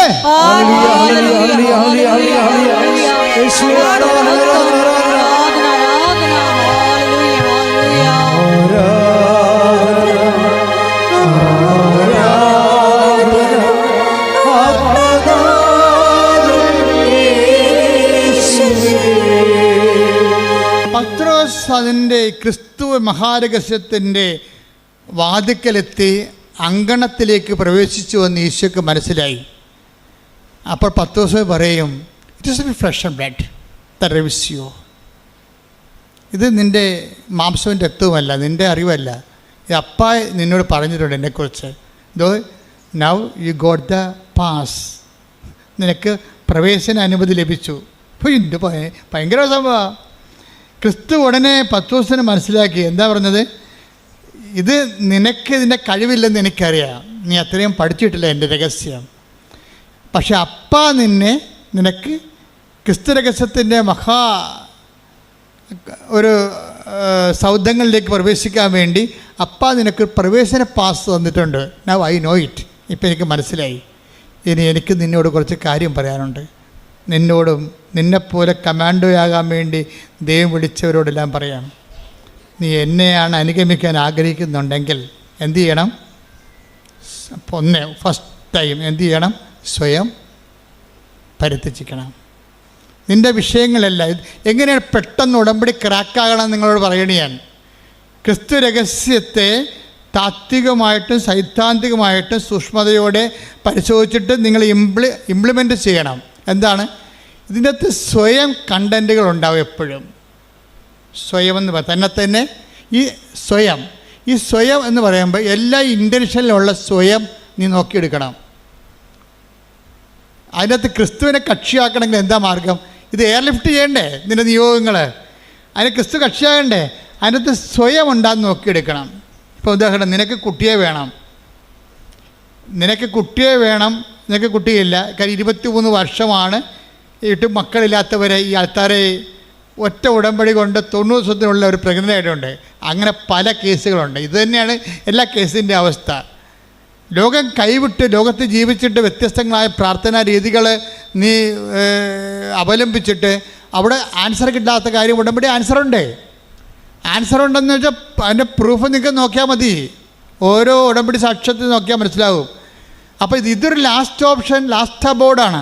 അവസാന കൂടാരത്തിലേക്ക് ദൈവം നിന്നെ കൊണ്ടുവന്നിരിക്കുകയാണ്. പക്ഷേ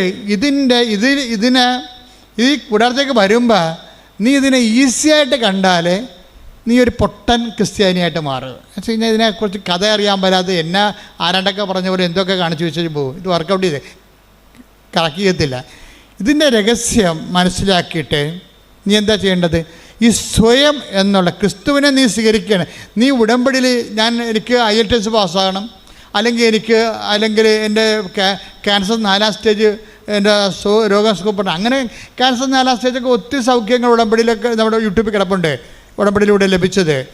75 കൊല്ലമായിട്ട് ഭാഗോടമ്പടി നടക്കാത്തതൊക്കെ ഒറ്റ ആഴ്ചക്കൂടെ ഭാഗോടമ്പടി നടക്കും. ഇതൊക്കെ സിമ്പിളാണ് കാര്യം. പക്ഷേ നീ ഇതിനാണ് പ്രാധാന്യം കൊടുക്കണമെങ്കിൽ അതിൻ്റെ അകത്തൊരു സ്വയമുണ്ട്. ഈ സ്വയം അതിൻ്റെ അകത്ത് എപ്പോഴാണ് നീ സ്വയം ഐഡൻറ്റിഫൈ ചെയ്യാൻ പറ്റുന്നില്ലെങ്കിൽ ഉടമ്പടി ലാഗ് ചെയ്യും. സ്വയം എന്ന് പറയുന്നത് എന്താണ്? ഇപ്പം നിനക്ക് കാനഡയിൽ പോകണം. ഞാൻ രാവിലെ പറഞ്ഞില്ലേ എന്തിനാണ് കാനഡയിൽ പോകണമെന്ന് ചോദിച്ചു കഴിഞ്ഞാൽ, അവിടെ ചെന്നിട്ട് ജോലി കിട്ടി, അവിടെ കല്യാണം കഴിച്ചിട്ട് അവിടെ തൻ്റെ കുഞ്ഞിന് അവിടെ ജന്മം കൊടുക്കണം. എന്തിനാണ് ജന്മം കൊടുക്കണം? എന്നാൽ മാത്രമേ അവിടെ നിന്നൊക്കെ പൗരത്വം കിട്ടത്തുള്ളൂ. അതാണ് അതിനകത്തുള്ള സ്വയം എന്ന് പറയുന്ന സാധനം. സ്വയം അതാണ്. സ്വയം അത് ദൈവഹിതത്തിന് വിടണം. മനസ്സിലായില്ലേ? അവിടെ കയറി പിടിച്ചു കഴിഞ്ഞാൽ പക്ഷേ എന്നിട്ട് നീ എന്ത് ചെയ്യണം? കുരിശെടുക്കണം. സ്വയം പരിചയിച്ചിട്ട് എന്ത് ചെയ്യണം? സ്വയം പരിചയിച്ചുകൊണ്ട് മാത്രമല്ല അവിടെ ദൈവഹിതത്തിന് അത് എന്ത് സംഭവിക്കട്ടെ, അത് കോംപ്രമൈസ്, അത് നീ ദൈവം എന്ത് തീരുമാനിക്കുന്നു അവിടെ ഒരു കോംപ്രമൈസ് ചെയ്യാൻ തയ്യാറാണെന്ന് ആദ്യമേ കൈപൊക്കി പറഞ്ഞേക്കണം. കർത്താവേ, ഇതാണ് എൻ്റെ സ്വയം, പക്ഷേ ഇതേ സമയത്ത് അറ്റ് എനി കോസ്റ്റ് പരിത്യജിക്കാൻ ഞാൻ തയ്യാറാണ് എന്ന് പറഞ്ഞ്, കർത്താവേ എൻ്റെ നിയോഗത്തിൽ എഴുതിയിരിക്കുന്നതാണ് എൻ്റെ സ്വയം. അത് നിന്നെ സ്വീകരിക്കാൻ വേണ്ടി ഏതൊത്തുതീർപ്പിനും ഞാൻ തയ്യാറാണ്. അപ്പൊ ഈ സ്വയം ക്രിസ്തുവിനെ സ്വീകരിക്കാൻ വേണ്ടി കുപ്പയായിട്ട് കരുതാൻ നമുക്ക് കഴിഞ്ഞാൽ ഇത് പെട്ടെന്ന് ലിഫ്റ്റാവും. എന്ന് വെച്ച് കഴിഞ്ഞാൽ പിന്നെ എന്ത് ചെയ്യണം? അതിൻ്റെ അകത്തൊരു ക്രോസ് കണ്ടൻറ്റ് നിങ്ങൾ ആഡ് ചെയ്യണം. ക്രോസ് കണ്ടൻറ്റ് എന്ന് പറയുന്നത് എന്താണ്? എന്നെ അനുഗമിക്കാൻ ആഗ്രഹിക്കുന്നവൻ സ്വയം പരിത്യജിക്കുക. പിന്നെ എന്താണ്? കുരിശമെടുത്തുകൊണ്ട് കൂടെ വരിക. അപ്പം അപ്പോഴാണ് ഈ ക്രിസ്തു എന്ന് പത്രോസ് പറഞ്ഞ സംഭവം ഇവനെ അവകാശം ഓഹരിമാക്കാനുള്ള സൊല്യൂഷൻസിൻ്റെ ഇക്വേഷൻസ് പറയുകയാണ് ഈശോ. എന്താണ്? അതിനൊന്ന് ക്രിസ്തുവിനെ സ്വീകരിക്കാൻ എന്ത് ചെയ്യണം? സ്വയം എന്നുള്ള സംഭവം എല്ലാത്തിൻ്റെ അകത്ത് സ്വയം ഉണ്ടാകും. ഇപ്പം നിനക്കൊരു കുഞ്ഞിനെ വേണം, ദാറ്റ്സ് ഓക്കെ, ന്യായമായ ആവശ്യമാണ്. കുഞ്ഞിനെ കിട്ടുമ്പോൾ അതിൻ്റെ അകത്തൊരു സ്വയമുണ്ട്. എന്താ കാര്യം? ഇനി കുഞ്ഞിനെ സംബന്ധിച്ചിടത്തോളം കുഞ്ഞിനെ കിട്ടിയാൽ ചിലപ്പോൾ ചില പെണ്ണുങ്ങൾക്ക് ഇതുവരെയുള്ള ക്രിസ്തുവിനെ നഷ്ടപ്പെടാൻ സാധ്യതയുണ്ട്.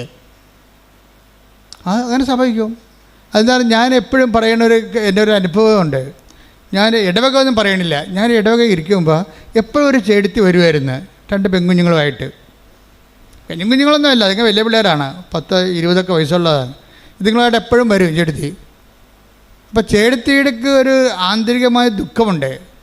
അപ്പോൾ അത് എൻ്റെ മനസ്സിൽ പലപ്പോഴും ഫീൽ ചെയ്തിട്ടുണ്ട്. ഇവരുടെ സംസാരം സ്കാൻ ചെയ്യുമ്പോൾ എപ്പോഴും ഇവരുടെ ആന്തരികമായ ദുഃഖം എനിക്ക് മനസ്സിലായിട്ടുണ്ട്. കാര്യം വെച്ചാൽ ഈ പെൺപിള്ളേരൊക്കെ 2 പേരും കല്യാണം കഴിപ്പിച്ച് വിടും. പിന്നെ തനിക്ക് ഒരു കൊച്ചില്ലല്ല എന്നുള്ള ഒരു ദുഃഖം ഇവർക്കുണ്ട്. അത് ഭയങ്കര ദുഃഖമാണത് ശരിക്കും പറഞ്ഞാൽ. ചിലർക്ക് ദുഃഖമില്ല. കാര്യം കുടുംബങ്ങളൊക്കെ ഇപ്പോൾ നടത്തിക്കൊണ്ട് പോകുന്നത് പെൺപിള്ളേരല്ലേ പലതും. അപ്പം ചിലർക്ക് അത് ഭയങ്കര പെൺപിള്ളേരില്ലാത്തതായിരിക്കും ദുഃഖം, ചിലർക്ക് ആൺപിള്ളേർ ഇല്ലാത്തതായിരിക്കും ദുഃഖം. അത് അവരെ ആശ്രയിക്കുന്ന വിഷയമാണ്. രണ്ടും ശരിയാണോ തെറ്റാണോ ചോദിച്ചു കഴിഞ്ഞാൽ അത് ഡിഫേഴ്സ്, ഓരോരുത്തരെ ആശ്രയിച്ചിരിക്കുക. അപ്പോൾ ഈ ചേച്ചിയെ സംബന്ധിച്ചിടത്തോളം 2 നല്ല ഇടിവെട്ട് പെൺപിള്ളേരുണ്ട്. അവർ ആൺപിള്ളേരെക്കാൾ അടിപൊളി പിള്ളേരാണ്. എന്ത് കാര്യം ചെയ്യാനും ഏത് വണ്ടിക്ക് പോകാനും എന്ത് കാര്യം സഹായിക്കാനും ചെയ്യാം. പക്ഷേ ഷീസ് നോട്ട് സാറ്റിസ്ഫൈഡ്. എന്താണെന്ന് വെച്ചാൽ അവർക്ക് സങ്കടമുള്ളതെന്ന് വെച്ച് കഴിഞ്ഞാൽ അവർക്കൊരു ആൺകുഞ്ഞുണ്ടായിരുന്നതാണ് പണ്ട്. ഇത് കുറേ നാളായിട്ട് കുഞ്ഞുങ്ങളില്ലായിരുന്നിട്ട് ഈ പെൺകുഞ്ഞുങ്ങൾ ജനിക്കണ മുമ്പ് അവർക്ക് ആൺകുഞ്ഞ് ജനിച്ചതാണ്. നല്ല മുഴുമുടക്കനായ നല്ല വെണ്ണപ്പരുവത്തിൻ്റെ കൊച്ചാണ് ജനിച്ചത്. പക്ഷേ എന്നാ പറ്റിയിരിക്കണമെന്ന് വെച്ച് കഴിഞ്ഞാൽ അതോടുകൂടി ഇവരുടെ കാര്യത്തിലൊരു തീരുമാനം ഉണ്ടാവും. ഇവർ ദൈവത്തിൻ്റെ കാലെ പിടിച്ച് ഈ കൊച്ചിനെ സംഘടിപ്പിച്ചെടുത്ത് പിന്നൊരു കാര്യമുണ്ട്. പിന്നെന്താണ്? ആ കൊച്ചിനെ വീട്ടിൽ ആരെക്കൊണ്ടും കൈ തുടിക്കത്തില്ല. അപ്പോൾ അവിടെ ലക്ഷണം മാറി. അതാണ് സ്വയം എന്ന് പറയണത്. ഈ കരഞ്ഞ കൂവിയൊക്കെ ഇവിടെ കൂടെ നടക്കുമ്പോൾ ഞാൻ മൈൻഡ് ചെയ്യാത്തത് എന്താണ്? ഈ പിശാചിനെ എനിക്കറിയാം, അതുകൊണ്ടാണ്. ചില ആൾക്കാർക്ക് എന്തൊക്കെ പറഞ്ഞാലും, ഞാൻ എന്തൊരു നിലവിളിച്ചാലും നിങ്ങളവർക്ക് ജോസഫ് എന്താ മൈൻഡ് ചെയ്യാത്തത്? ഞാൻ എനിക്കറിയാം സാധനത്തിന്. കാര്യം ഇതോടുകൂടി ഇവളുടെ കാര്യം തീരുമാനമാകാൻ പോകും, ഇവിടെ ദൈവത്തിൽ നിന്ന് പോകാൻ പോകുകയാണ്. നമ്മളെപ്പോഴും പറയണം ദൈവത്തിൻ്റെ content, the content of the cross, അതെപ്പോഴും ഗ്യാരണ്ടി ചെയ്യണം നിങ്ങളുടെ നിയോഗത്തിൽ. 21 ലക്ഷം മനുഷ്യരുടെ കൗൺസിലിങ് കഴിഞ്ഞ 38 കൊല്ലമായിട്ട് ചെയ്തിട്ടാണ് ഈ കാര്യം പറയണത്. നിങ്ങളുടെ കണ്ടൻറ്റ് വൈസ് ഇപ്പോൾ ഇവർക്ക് ഈ ചേച്ചിക്ക് എന്താ സംഭവിച്ചിരിക്കണത്? ഈ ചേച്ചിക്ക് സംഭവിച്ചിരിക്കണത് ഇതാണ്. ഇവർ ഒരായുണ്ട് വീട്ടിൽ, കുഞ്ഞിന് ഈ 2 പെൺകുഞ്ഞുങ്ങൾ ജനിക്കണ മുമ്പ് ജനിച്ച കൊച്ചാണേ, ആൺകുച്ച്. ഈ വീട്ടിൽ ഒരു ആയുണ്ട്. ആയ കുഞ്ഞുറങ്ങി വരുമ്പോൾ ഇവർ ആദ്യത്തെ കുർബാന, ഈ ചേച്ചി ആദ്യത്തെ കുർബാനക്ക് വരും. ആദ്യത്തെ കുർബാനക്ക് വന്നിട്ട് ഇതാ ദൈവത്തിൻ്റെ കുഞ്ഞാടെന്ന് പറഞ്ഞ് അച്ഛൻ കുർബാന ഉയർത്തുമ്പോൾ തന്നെ ഇവർ മാഞ്ഞു പോകും. പള്ളിയിൽ നിന്ന് മായാവി പോണ പോലെ ചെടുത്ത് മാഞ്ഞു പോകും. എന്താ കാര്യം എന്നറിയാമോ? അവർക്ക് കൊച്ചുണരണ സമയം അറിയാം, കൊച്ചുണരണ സമയം അറിയാം. എന്താണ് കാര്യം? ഇതാണ് ടൈം. ഒരു 7:15 പരുവത്തിലെ ടൈമിനാണ് കൊച്ചു ഉണരണത്. ആ ഉണരുമ്പോൾ ആ പണ്ടാരം ആ കുഞ്ഞിനെ നോക്കാൻ നിർത്തിക്കണം. അവളെ കയറി അവരെ കൊച്ചിനെ എടുക്കും. വാവോ വാവോ എന്നൊക്കെ പറഞ്ഞുകൊണ്ട് നിലവിളിക്കുമ്പോൾ ആ കുഞ്ഞ് വിചാരിക്കും ഇവളാണ് അമ്മയെന്ന്. അപ്പോൾ താൻ ഔട്ടാകാതിരിക്കാൻ വേണ്ടി കുഞ്ഞ് ഉണരണ കർത്താവ് വിട്ടു ഇവൾ 4 കാലം വീണ് വീട്ടിൽ പോയി കുഞ്ഞിനെ എടുക്കും. കുഞ്ഞിനെ എടുക്കണമാകുമ്പോൾ ഇവളെ കുഞ്ഞിനെ എടുക്കും. എത്ര കൊല്ലമായി? ഒരു 3 കൊല്ലത്തോളം ഇതന്നെ ഒരു കലാപരിപാടി.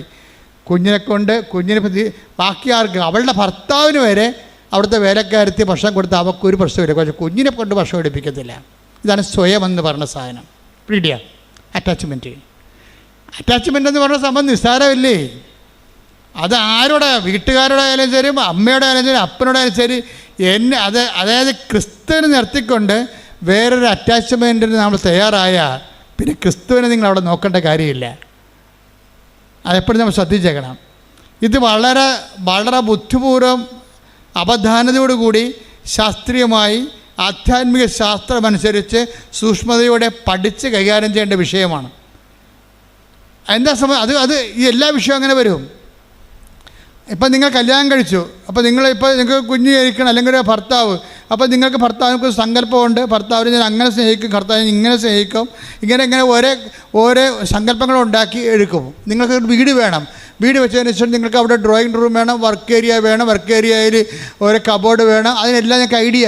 വീട് വെക്കാൻ നേരത്ത് ദൈവത്തെക്കുറിച്ച് നിങ്ങൾ ചിന്തിക്കുന്നതിനേക്കാൾ കൂടുതലാണ് നിങ്ങളുടെ കിച്ചൻ്റെ വർക്ക് ഏരിയയെക്കുറിച്ച് നിങ്ങൾ ചിന്തിക്കണത്. അത് ദൈവത്തെ അറിയാമല്ലോ, അതല്ലേ പ്രശ്നം. ഒരു വീടില്ലെന്ന് പറയുമ്പോൾ ആ വീട് വെച്ചിട്ട് സ്വന്തമായൊരു വീട് വെക്കുമ്പോൾ നിങ്ങൾ കല്യാണം ചെന്ന വീട്ടിൽ നിങ്ങളുടെ അലമാരിയിൽ സ്വർണമോ അതുപോലെ തന്നെ സാരി വെച്ചപ്പോൾ നിങ്ങളുടെ നാത്തൂനോ നിങ്ങളുടെ അമ്മായിയമ്മ വെപ്പിച്ചിട്ടില്ലെങ്കിൽ അതിനൊക്കെ പരിഹാരം ചെയ്യാനൊരു പ്രതികാരം ഉള്ളിക്കിടപ്പുണ്ട്. അതാണ് സ്വയം. നീ ഒരു വീട് വെക്കുമ്പോൾ എണ്ണി ഇവളൊക്കെ എന്നോട് കാണിച്ചതിന് ഇവിടെ മുമ്പിൽ ഞാൻ സമാധാനം ചെയ്യും. അതാണ് സ്വയം. ഈ വീടിൻ്റെ സംഭവം. ഒരു വീട് ചെയ്യുമ്പോൾ നിൻ്റെ ഉള്ളിലൊരു സ്വയം ഉണ്ടാവും. അത് മിക്കവാറും ദൈവത്തിനെതിരായിരിക്കും. ഇപ്പോൾ ഇവരുടെ സ്വയം എന്താണ്? വെണ്ണക്കുഞ്ഞിനെ അതുപോലെ വളർത്തി അവളുടെ അടിമയായി അവളുടെ സ്വരം കേട്ട് മാത്രം ഉറങ്ങുകയും അവളുടെ സ്വരം കേട്ട് ഉണരുകയും അവളുടെ സ്വരം മാത്രം തിരിച്ചറിയുകയും ചെയ്യുന്ന കുഞ്ഞായിട്ട് തന്നെ മാറ്റുകയാണ്. പാല് ഈ തള്ള മാത്രമേ കൊടുക്കത്തുള്ളൂ, വേറെ ആരും കുഞ്ഞിനെ കൊണ്ട് പാലെടുപ്പിക്കത്തില്ല. ഇപ്പം എന്നാ പറ്റിയിരിക്കണമെന്ന് നോക്കിയേ, 2.5 കൊല്ലം അത് ജീവിച്ചാ കൊച്ചി. 2.5 കൊല്ലം കഴിഞ്ഞപ്പോൾ വെറുതെ ചത്തുപോയി ആ കൊച്ചി. അതെന്താ വെറുതെ ചത്തുപോകാൻ കാര്യം? ഞാൻ ചോദിച്ചു, എന്തെങ്കിലും വെറുതെ ചത്തുപോയത്? അതെ, കുഞ്ഞിൻ്റെ കരളിൽ പാലിൻ്റെ പാട കെട്ടിയെന്ന്. പാല് മാത്രമേ കൊടുക്കത്തുള്ളൂ, കളർ വെക്കാൻ വേണ്ടി പൊന്ന് വരച്ച് കൊടുക്കും, പാലും കൊടുക്കും, പോരെ പരിപാടി. അപ്പോൾ കളറും വെക്കും, മിനുക്കം ഉണ്ടാകും കൊച്ചിന് മിനുക്കി കിട്ടി. എൻ്റെ കൊച്ചാണെന്ന് പറഞ്ഞ് പള്ളിയിലൊക്കെ കൊണ്ടുനടക്കാനാണ്. അപ്പോൾ എല്ലാവരും പറയാം താടിക്കാൻ നല്ല കുഞ്ഞാണ്, നല്ല തിളക്കമുള്ള കുഞ്ഞാണെന്ന് പറയും. അതിനു വേണ്ടി ഇവിടെ ഇതാണ് സ്വയം എന്ന് പറയണത്. നമ്മൾ ഓമനത്വത്തോടു കൂടി എന്തിനെ നോക്കിയാലും അത് സ്വയമായി മാറും. ഈ സ്വയം ഏത് സമയത്തും വെട്ടൊഴിയാനും സമർപ്പിക്കാനും നമ്മൾ തയ്യാറാകുകയും അതുകൊണ്ട് മാത്രം ഈ സംഭവം നടക്കത്തില്ല. പിന്നെ എന്താണ്? ഒരു കുരിശ് ഇതിനകത്ത് നമ്മൾ അക്സെപ്റ്റ് ചെയ്യുകയും ചെയ്യണം. നിങ്ങളുടെ എല്ലാ നിയോഗങ്ങളിലും ഒരു കുരിശുണ്ടാകണം. ഇന്നലെ ഇവിടെ ഒരു സാക്ഷി ഒരു മോള് പറഞ്ഞ്, അവളെന്താ പറഞ്ഞെന്നറിയാമോ? എനിക്ക് വലിയ കാശൊന്നുമില്ല, IELTS OIT ഒക്കെ പഠിക്കാനോ ഇനിയും തോറ്റാലൊക്കെ വീണ്ടും എഴുതി കൊടുക്കാനൊക്കെ എൻ്റെ കാശില്ല. അപ്പം ഞാൻ കർത്താവിനൊരു കാര്യം പറഞ്ഞിട്ടുണ്ട്, നീ എന്നെ ഒറ്റ ജയിപ്പിക്കലേക്കാണ്ട് ജയിപ്പിച്ചതാ, നിന്നോട് ഞാനൊരു കുരിശെടുത്ത കാര്യം പറയാം. എന്താ കുരിശ്? ഈ കാശ് OIT എഴുതാൻ കാശില്ലാത്ത പിള്ളേരില്ലേ, അവരെ ഞാൻ തിരക്ക് നടന്ന് പിടിപ്പിച്ചിട്ട് അവരെ ഞാൻ പഠിപ്പിച്ചോളാം. അവരെ കാശ് മുടക്കാതെ തന്നെ പഠിപ്പിച്ചിട്ട് ഞാൻ പരീക്ഷ എഴുതിക്കൊള്ളാം. എന്താണ്? ആ ഒരു കുരിശാണ് എടുക്കുന്ന ആ സാധനം. ക്രിസ്തുവിനെ സ്വീകരിക്കുമ്പോൾ വേറെ ഒരു കുരിശ് നമ്മൾ അക്സെപ്റ്റ് ചെയ്യണം. ഇപ്പോൾ ചിലർക്ക് ജെറോം പഠിക്കാൻ പറ്റത്തില്ല, ചിലർ ഭയങ്കര കാഴ്ചയായിരിക്കും. അപ്പോൾ ഒരാൾ ചിലർ പറയും, ഞാൻ പഠിപ്പിച്ചാൽ നിന്നെ, നീ പഠിക്കണ്ട, നീ 5 പൈസ മുടക്കണ്ട, നീ ഞാൻ പറഞ്ഞ പോലെ പഠിച്ചാൽ മതി. അതാണ് അത് കുരിശെടുക്കുക. വെച്ചാൽ മറ്റുള്ളവരുടെ, നമുക്ക് കുരിശെന്ന് പറഞ്ഞാൽ എന്താണ്? നമുക്ക് പ്രത്യേകിച്ച് പ്രോഫിറ്റബിൾ ഒന്നുമില്ലാത്ത ഒരു വ്യക്തിയോ ഒരു വിഷയമോ ആണ് കുരിശെന്ന് പറയണത്. എന്താണ് കുരിശെന്ന് പറയണത്? നമുക്ക് നേരിട്ട് ഫലമില്ലാത്ത ഒരു കുരിശ്, ഒരു വ്യക്തിയോ ഒരു വിഷയമോ ആണ് കുരിശെന്ന് പറയണത്. അപ്പം നമ്മൾ ക്രിസ്തുവിനെ രഹസ്യത്തിലേക്ക് പ്രവേശിക്കുമ്പോൾ പിന്നെ എന്താണ്? പത്രോസിനോട് പിന്നെ അടുത്ത വേദപാഠം പറഞ്ഞു കൊടുക്കുകയാണ്. അടുത്ത വേദപാഠം, നീ ക്രിസ്തുവാണെന്ന് അതിൻ്റെ പ്രവേശന അനുമതി കിട്ടിക്കഴിഞ്ഞപ്പോൾ പിന്നീട് അവനിപ്പോൾ എൻട്രൻസല്ലേ കിട്ടിയുള്ളൂ. പത്രോസിൻ്റെ എൻട്രൻസ് ടെസ്റ്റായിരുന്നു ഇന്ന് നടന്നത്. പത്രോസ് എൻട്രൻസ് പാസ്സായി. അപ്പോൾ ഈ പറഞ്ഞ് എൻട്രൻസ് പാസ്സായ കാര്യമല്ല, സിലബസ് വരുന്നുണ്ടെന്ന് പറയും. പിന്നെ സിലബസ് പഠിപ്പിക്കാൻ തുടങ്ങി. തുടങ്ങിയപ്പോൾ പുള്ളി പറഞ്ഞു, എനിക്ക് പഠിക്കാൻ പറ്റത്തില്ല, നീ പഠിക്കേണ്ട, ഇത് നമ്മൾ രണ്ടും കൂടി പഠിക്കാതിരുന്നാൽ മതി എന്ന് പറഞ്ഞു. എന്താ? മനുഷ്യപുത്രൻ ശത്രുകരങ്ങൾ ഏൽപ്പിക്കപ്പെടും, അതല്ലേ പറഞ്ഞത് ഇന്ന്. ആ മാറ്റി നിർത്തി, ഇത് നീ ക്രിസ്തുവാണെന്ന് പറഞ്ഞപ്പോൾ തന്നെ എൻട്രൻസ് ഇവൻ പാസ്സായി. പക്ഷേ ഇവന് സിലബസ് പഠിപ്പിക്കാൻ തുടങ്ങിയപ്പോൾ എന്താ സിലബസിലുള്ള എന്താണ്? നമ്മൾ ജെറുസലേമിലേക്ക് പോവുകയാണ്, അതിവിടെ തന്നെ ചുറ്റുവട്ടി കിടക്കുകയല്ല, നമ്മളൊരു യാത്രയിലാണ്, ജീവിതയാത്രയാണ്. ഈ ജീവിതയാത്രയിൽ നമ്മൾ ജെറുസലേമിലേക്ക് പോവുകയാണ്. ജെറുസലേം എന്ന് പറഞ്ഞാൽ എന്താണ്? നിത്യതയിലേക്ക് നമ്മൾ പോവുകയാണ്. നമ്മൾ നിത്യതയിലേക്ക് പോകുമ്പോൾ കുറച്ച് കാര്യങ്ങളൊക്കെ നമ്മൾ ശ്രദ്ധിക്കണം.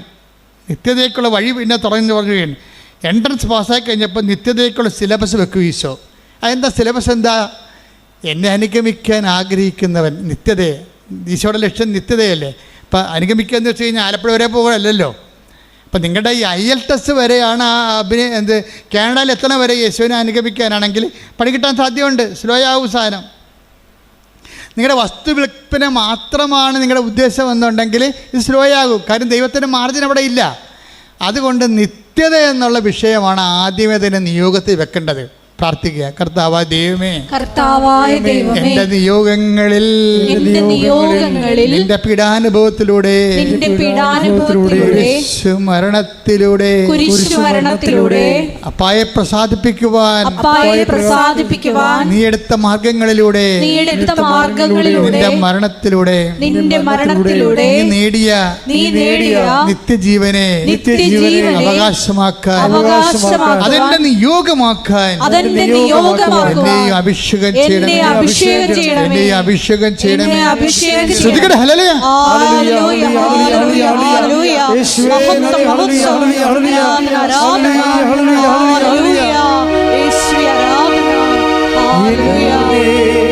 നിത്യതയോടടുപ്പിക്കുന്ന എല്ലാ അനുഭവങ്ങൾക്കും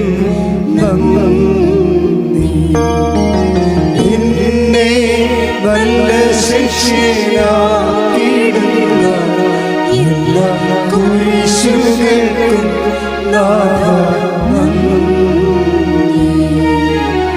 എന്നെ നിത്യതയോടടുപ്പിക്കുന്ന എല്ലാ അനുഭവങ്ങൾക്കും പരിശുദ്ധ പരമദിവ്യകാരുണ്യത്തിന് ആരാധനയും സ്തുതിയും പുകഴ്ചയും ഉണ്ടായിരിക്കട്ടെ. അപ്പോൾ കർത്താവിൻ്റെ പാഠശാലയിലെ നിത്യതയുടെ സിലബസ് ആരംഭിക്കുകയാണ്. ഒന്നാം പാഠം എന്താണ്? നമ്മൾ ജെറുസലേമിലേക്ക് പോവുകയാണ്. ആദ്യം തന്നെ ലക്ഷ്യം ഫിക്സ് ചെയ്യാൻ പറയും. നിന്റെ IELTS, നിന്റെ കാനഡ, നിന്റെ അമേരിക്ക, നിന്റെ ന്യൂസിലൻഡ് അല്ല, അത് ആലപ്പുഴ വരെ പോടെ പോലെ ഇരിക്കും. അതല്ല, നിന്റെ നിത്യത ആദ്യം നിന്റെ നിയോഗമാക്കാൻ പറയും. പ്രാർത്ഥിക്കുക. കർത്താവേ, കർത്താവേ, അങ്ങയുമായിട്ടുള്ള എൻ്റെ ഉടമ്പടിയില് അങ്ങയുമായിട്ടുള്ള എൻ്റെ ഉടമ്പടിയില് എൻ്റെ നിത്യത എൻ്റെ നിത്യത നിയോഗമാക്കാൻ എനിക്ക് അന്തർജ്ഞാനം നൽകണമേ. എനിക്ക് അന്തർജ്ഞാനം ശ്രുതികട ഹല്ലേലൂയ. ഹല്ലേലൂയ, ഹല്ലേലൂയ, ഹല്ലേലൂയ. യേശുവേ നന്ദി. ഹല്ലേലൂയ, ഹല്ലേലൂയ, ഹല്ലേലൂയ. ഹല്ലേലൂയ, ഹല്ലേലൂയ, ഹല്ലേലൂയ, ഹല്ലേലൂയ. യേശുവേ നന്ദി. ഹല്ലേലൂയ. ആരാധനയിലൂടെ ഞങ്ങളെ അഭിഷേകം ചെയ്യണം. നിങ്ങളെ എൻകറേജ് ചെയ്തിരിക്കും. നിങ്ങൾ വിഷമിക്കുകയൊന്നും ചെയ്യരുത്. ഞാൻ ഇടയ്ക്ക് കുരിശൊക്കെ പറയുമ്പോൾ നിങ്ങൾ വിഷമിക്കരുത്. ഇതൊക്കെ സിമ്പിളായിട്ട് അനോയിൻറ്റിങ് കിട്ടിക്കഴിഞ്ഞാൽ എൻ്റെ ഭാരം ലഘുവാകുമെന്ന് ഈശോ പറഞ്ഞിട്ടുണ്ട്.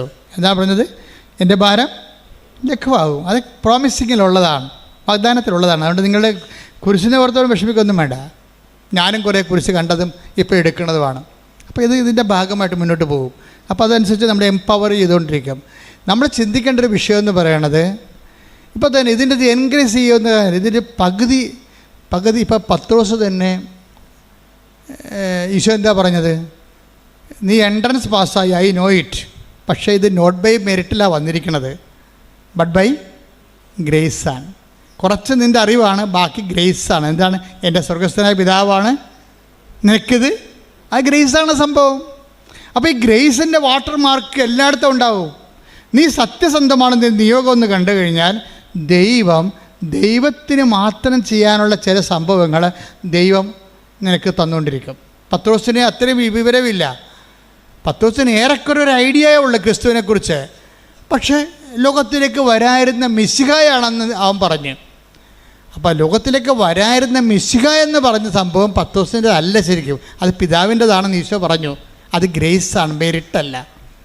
പ്രാർത്ഥിക്കുക. കർത്താവായ ദൈവമേ, പത്രോസിനെ സഹായിച്ചതുപോലെ നിന്നെ മനസ്സിലാക്കാൻ എനിക്കും വരപ്രസാദം നൽകി എന്നെയും നയിക്കണമേ. ശ്രുതികട ഹല്ലേലൂയ.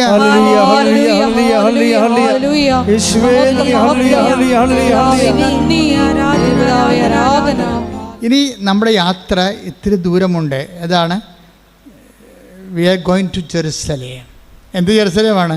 സ്വർഗീയ ജെറുസലേമാണ്.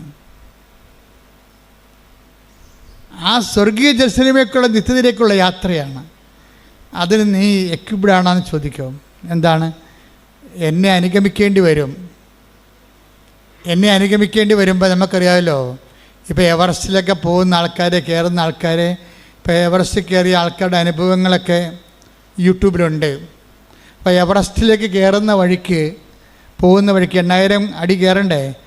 അപ്പോൾ ഒത്തിരി സായിപ്പന്മാർ കയറിയിട്ടുണ്ട്, ഒത്തിരി അവിടെയുള്ള ഈ നേപ്പാളുകാർ കയറിയിട്ടുണ്ട്. അപ്പോൾ ഇവരൊക്കെ ടെൻസിങ് ഹിലാരിയും കയറി. അപ്പോൾ ടെൻസിങ്ങിനെ എന്തിനാണ് കൂട്ടിയത്? ഹിലാരി കൂട്ടാൻ കാര്യം എന്താ? ടെൻസിങ് ഈ മല കണ്ട് വളർന്ന ആളാണ്. അയാൾക്ക് കയറി പരിചയമുണ്ട്. ആ നാട്ടുകാരനാണ്. ഇപ്പം കടലിൽ പോകുമ്പോൾ മത്സ്യത്തൊഴിലാളിനെ കൊണ്ടല്ലേ പോകാൻ പറ്റത്തുള്ളൂ. കടലിൽ അല്ലാതെ പുസ്തകം നോക്കി കടൽ നീന്തി പഠിച്ച ആൾക്കാരെ കൊണ്ടുപോകാൻ ടെക്സ്റ്റ് ബുക്കിൽ കൊണ്ടുപോകാൻ പറ്റത്തില്ലല്ലോ. അപ്പോൾ അതുകൊണ്ട് ടെൻസിങ്ങിനും കൂട്ടിയാണ് ഹിലാരി പോണത്. പക്ഷേ ഹിലാരി പോണ വഴിക്കെല്ലാം നേരത്തെ കയറിയ ആൾക്കാർ മരിച്ചു കിടപ്പുണ്ട്. ഇടക്കിടക്ക് അസ്ഥിക്ക് പഞ്ചറായിട്ട് കിടപ്പുണ്ട്. ചിലത് അഴുകിയിട്ട് പൊടിയില്ല. എവറസ്റ്റിൻ്റെ കൊടുമുടിയിലേക്കുള്ള യാത്രയിൽ അഴുകാത്ത ശരീരങ്ങൾ ഹിമാലയത്തിൻ്റെ സ്റ്റെപ്പുകളിൽ കിടപ്പുണ്ട്. എന്താ കാര്യം? നല്ല തണുപ്പാണ്. 0 വന്നിട്ട് -60 വരെ കിടപ്പുണ്ട്. അവിടെയൊക്കെ കിടക്കുന്ന ഡെഡ് ബോഡി അഴുകത്ത് പൊടിയില്ല, അങ്ങനെ കിടക്കുകയാണ്. വർഷങ്ങളെ കിടക്കുന്നവരുണ്ട്. ഈ യാത്രയിൽ മുന്നോട്ട് പോകുമ്പോൾ ഇടക്ക് വെച്ച് ചില സമയത്ത് ഹോൾട്ടാകാൻ സാധ്യതയുണ്ട്, പരിചയമില്ലെങ്കിൽ.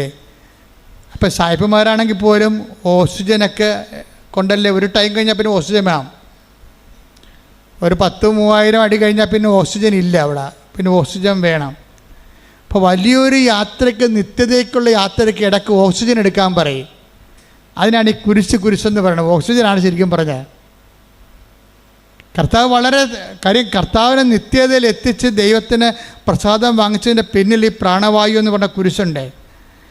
കുരിശിൻ്റെ ഒരു ക്രിസ്തീയതയുടെ പ്രാണനും പ്രാണവായുമാണ് കുരിശ്.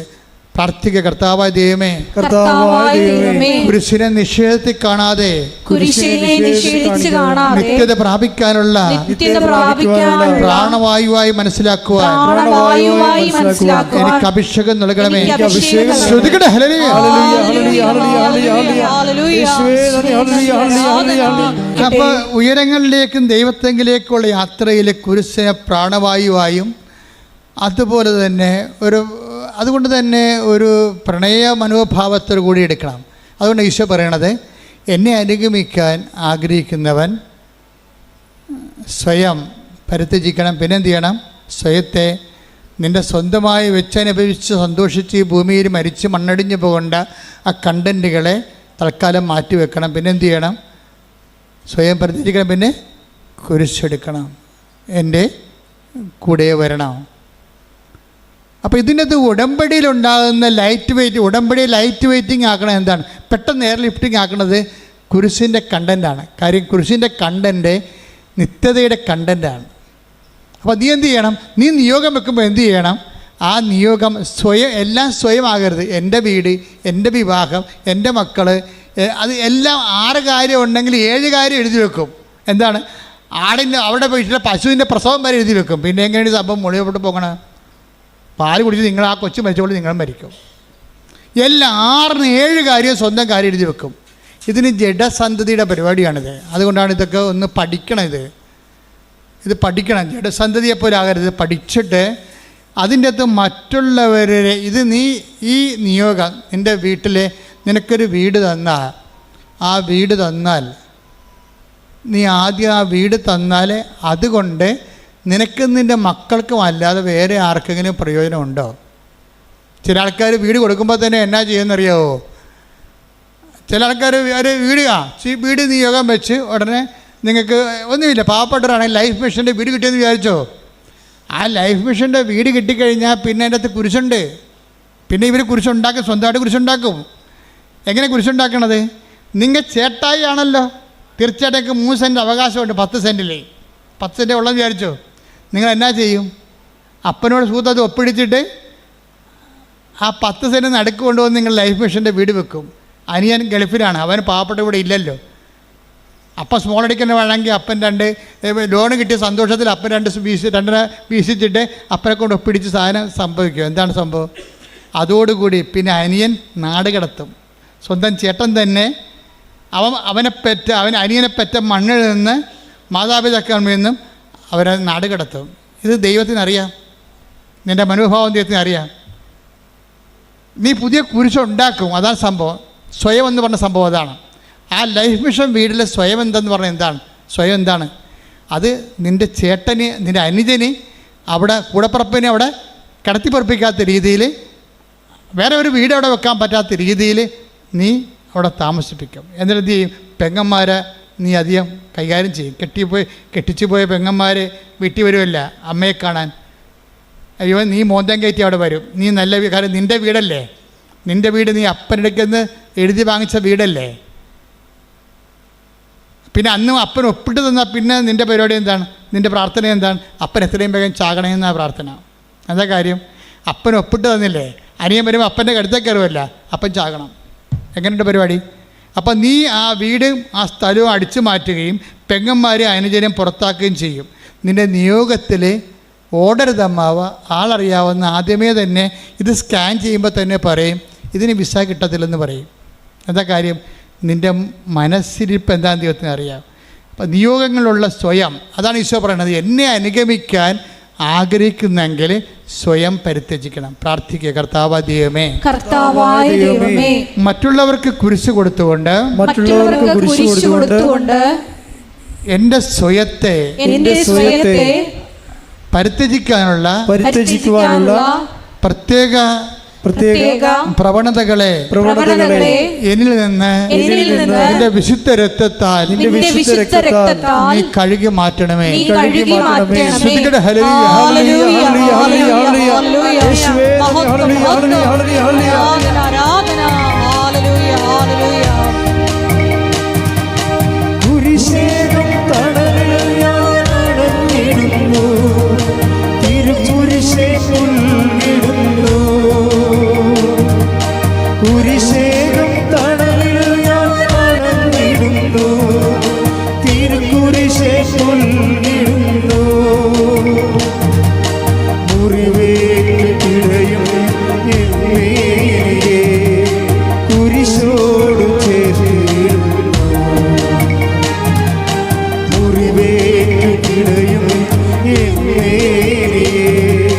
കുരിശോട് ചേർത്തിടുന്നു.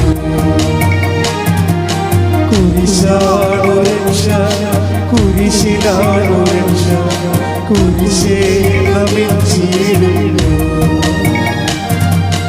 കുരിശാണു രക്ഷ, കുരിശിലാണു രക്ഷ, കുരിശേ നമിച്ചിടുന്നു. പരിശുദ്ധ പരമദിവ്യകാരുണ്യത്തിന് എന്നേരവും ആരാധനയും സ്തുതിയും പുകഴ്ചയും ഉണ്ടായിരിക്കട്ടെ. മക്കളെ, നിങ്ങളുടെ ശ്രദ്ധ പോകരുത്. ഞാൻ പറഞ്ഞുകൊണ്ടിരിക്കുന്നത് ഈ നിയോഗങ്ങളെ എങ്ങനെ ലൈറ്റ് വെയിറ്റ് ആക്കാം, എങ്ങനെ ഭാരം കുറഞ്ഞതാക്കാം. അതിനകത്തുള്ള സ്വയം കണ്ടൻറ്റുകളെ നിങ്ങൾ വാറ്റിക്കളഞ്ഞാൽ മതി. സ്വയം കണ്ടൻറ്റുകൾ. എന്നിട്ട് എന്ത് ചെയ്യണം? കുരിശ് ആഡ് ചെയ്യണം. എന്ന് വെച്ചാൽ എൻ്റെ അർത്ഥം എന്താണ്? കുരിശ് ആഡ് ചെയ്യണം എന്ന് പറഞ്ഞാൽ എന്താണ്? നിങ്ങൾ രക്ഷപ്പെട്ടാൽ മറ്റുള്ളവരെയും രക്ഷപ്പെടുത്തും. അതാണ് കുരിശ് ആഡ് ചെയ്യണത്. മനസ്സിലായില്ലേ? നിങ്ങളുടെ നിയോഗങ്ങളിൽ ഗ്യാരണ്ടി മറ്റുള്ളവരുടെ രക്ഷ. ഈ ദിവസങ്ങളിലെ റിനു റോജിൻ എന്ന് പറഞ്ഞൊരു ദമ്പതികൾ സാക്ഷ്യം പറഞ്ഞു. റിനു റോജിൻ അത് ഒരു ഒന്നൊന്നര സാക്ഷ്യമാണ്. കുറേ ഘട്ടങ്ങളുണ്ട്, 13 ഘട്ടങ്ങളാൻ പറ്റിയ സാക്ഷ്യത്തിനുണ്ട്. ഞാൻ എല്ലാം ഒന്നും പറയാൻ ഉദ്ദേശിക്കണില്ല. അതിൻ്റെ ഒരു ഉദ്ദേശം, റിനു റോജിൻ ദമ്പതികളാണവർ. പെട്ടെന്ന് ഈ ഭർത്താവിന് ഒരു പനി വരും. 6 ഡിഗ്രി, അതായത് 106 ഡിഗ്രി. അതിൻ്റെ കാരണം ഒരു പ്രത്യേകതരം ബാക്ടീരിയ ഈ മനുഷ്യൻ്റെ ശരീരത്തിൽ കയറും. എവിടുന്നാണ് കയറിയെന്നൊക്കെ അവൾ പറയുന്നുണ്ട്. അത് അംബികസ് അത് ശരിയാണോ ഇല്ലെന്ന് നമുക്ക് ടെസ്റ്റിഫൈഡ് അല്ലാത്തതുകൊണ്ട് ഞാൻ പറയണില്ല. പക്ഷെ പനി വിട്ട് മാറുന്നില്ല. പനി കയറി പോയി അവസാനം ഡോക്ടർ ഇവളോട് പറയുവേ, ഐസിയിലേക്ക് മാറ്റിക്കഴിഞ്ഞിട്ട് പറയും, ഐസിന്ന് എത്ര കാലം കഴിയുമ്പോൾ എടുക്കാൻ പറ്റുന്ന അറിയത്തില്ല, ഈ ബാക്ടീരിയ കയറി കയറണം. എന്നാ ബാക്ടീരിയ ആണത്? Staphylo ficus caucus. Staphylo caucus എന്ന് പറഞ്ഞൊരു ബാക്ടീരിയയാണ്. അത് കയറിയിട്ട് ബ്രെയിനിൽ കയറും, പിന്നെ കിഡ്നിയിലും കരളിലും ഒക്കെ കയറും. ഇൻറ്റേർണൽ ഓർഗൻസ് എല്ലാം ഡാമേജ് ആകും. ഭയങ്കര സീരിയസ് ആയി, അയാൾ മരിക്കുന്നൊരു കണ്ടീഷനായി. അപ്പോൾ ഇവൾ പറയണ കുറേ വാക്കുകളുണ്ട്. സാക്ഷ്യം നിങ്ങൾ കേൾക്കണ്ട. റിനുവിൻ്റെ സാക്ഷ്യം ഒരു ക്വാളിറ്റി ആയിട്ടുള്ള സാക്ഷ്യമാണ്.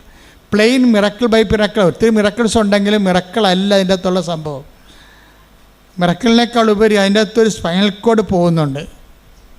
ദൈവാനുഭവത്തിൻ്റെയും ദൈവത്തിൻ്റെ കണ്ടെത്തലിൻ്റെയും ഒരു സ്പൈനൽ കോഡ് പോകുന്നുണ്ട്.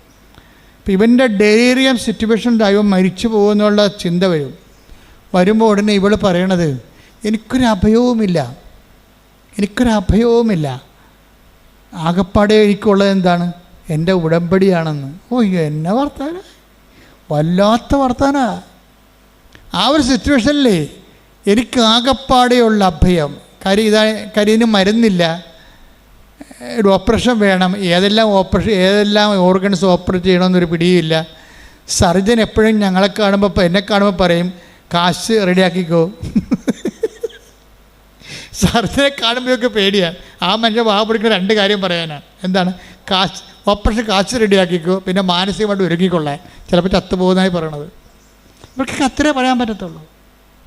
എത്ര വലിയ സർജനായെന്ന് പറഞ്ഞാൽ, എത്ര എക്സ്പീരിയൻസ്ഡ് ആയാലും ഒരു വിഷയം നമുക്കുണ്ടായാൽ അവർക്ക് 2 കാര്യങ്ങളെ പറയാൻ പറ്റത്തുള്ളൂ. എന്താണ്? ഒന്ന്, മാനസികമായിട്ട് ഭർത്താവിനും മരണത്തിനായി നിങ്ങൾ ഒരുങ്ങിക്കൊള്ളുക. രണ്ടാമത്തെ എന്താണ്? കാശ് റെഡിയായിക്കൊള്ളുക. പോരെ? അപ്പോൾ അവൾ പറയണതേ അതാണ് എന്നോട് പറഞ്ഞത്. പക്ഷേ എനിക്ക് ഫീൽ ചെയ്തത് എന്താണെന്നറിയാവോ? ഞാൻ കല്യാണ നിശ്ചയത്തിൻ്റെ ദിവസം ഞാൻ കർത്താവിനോട് ചോദിച്ചു, കർത്താവേ, ഞാൻ കെട്ടാൻ പോകുന്ന പയ്യൻ നീയാണ് സെലക്ട് ചെയ്തത്, അതാ ചുമ്മാ എനിക്ക് തോന്നിയതാണെന്ന് ചോദിച്ചു. നീ അല്ല സെലക്ട് ചെയ്തെങ്കിൽ ഇപ്പം പറയണം, ഞാൻ ഇപ്പോൾ ഉപേക്ഷിക്കാൻ തയ്യാറാണ്, കല്യാണം വേണ്ട. എന്നിട്ട് ഇവിടെ അവിടെ കല്യാണ നിശ്ചയത്തിൻ്റെ തലേ ദിവസം വിശ്വാസപ്രമാണം ചെല്ലും. ഒരു റിലേഷൻ കണ്ട.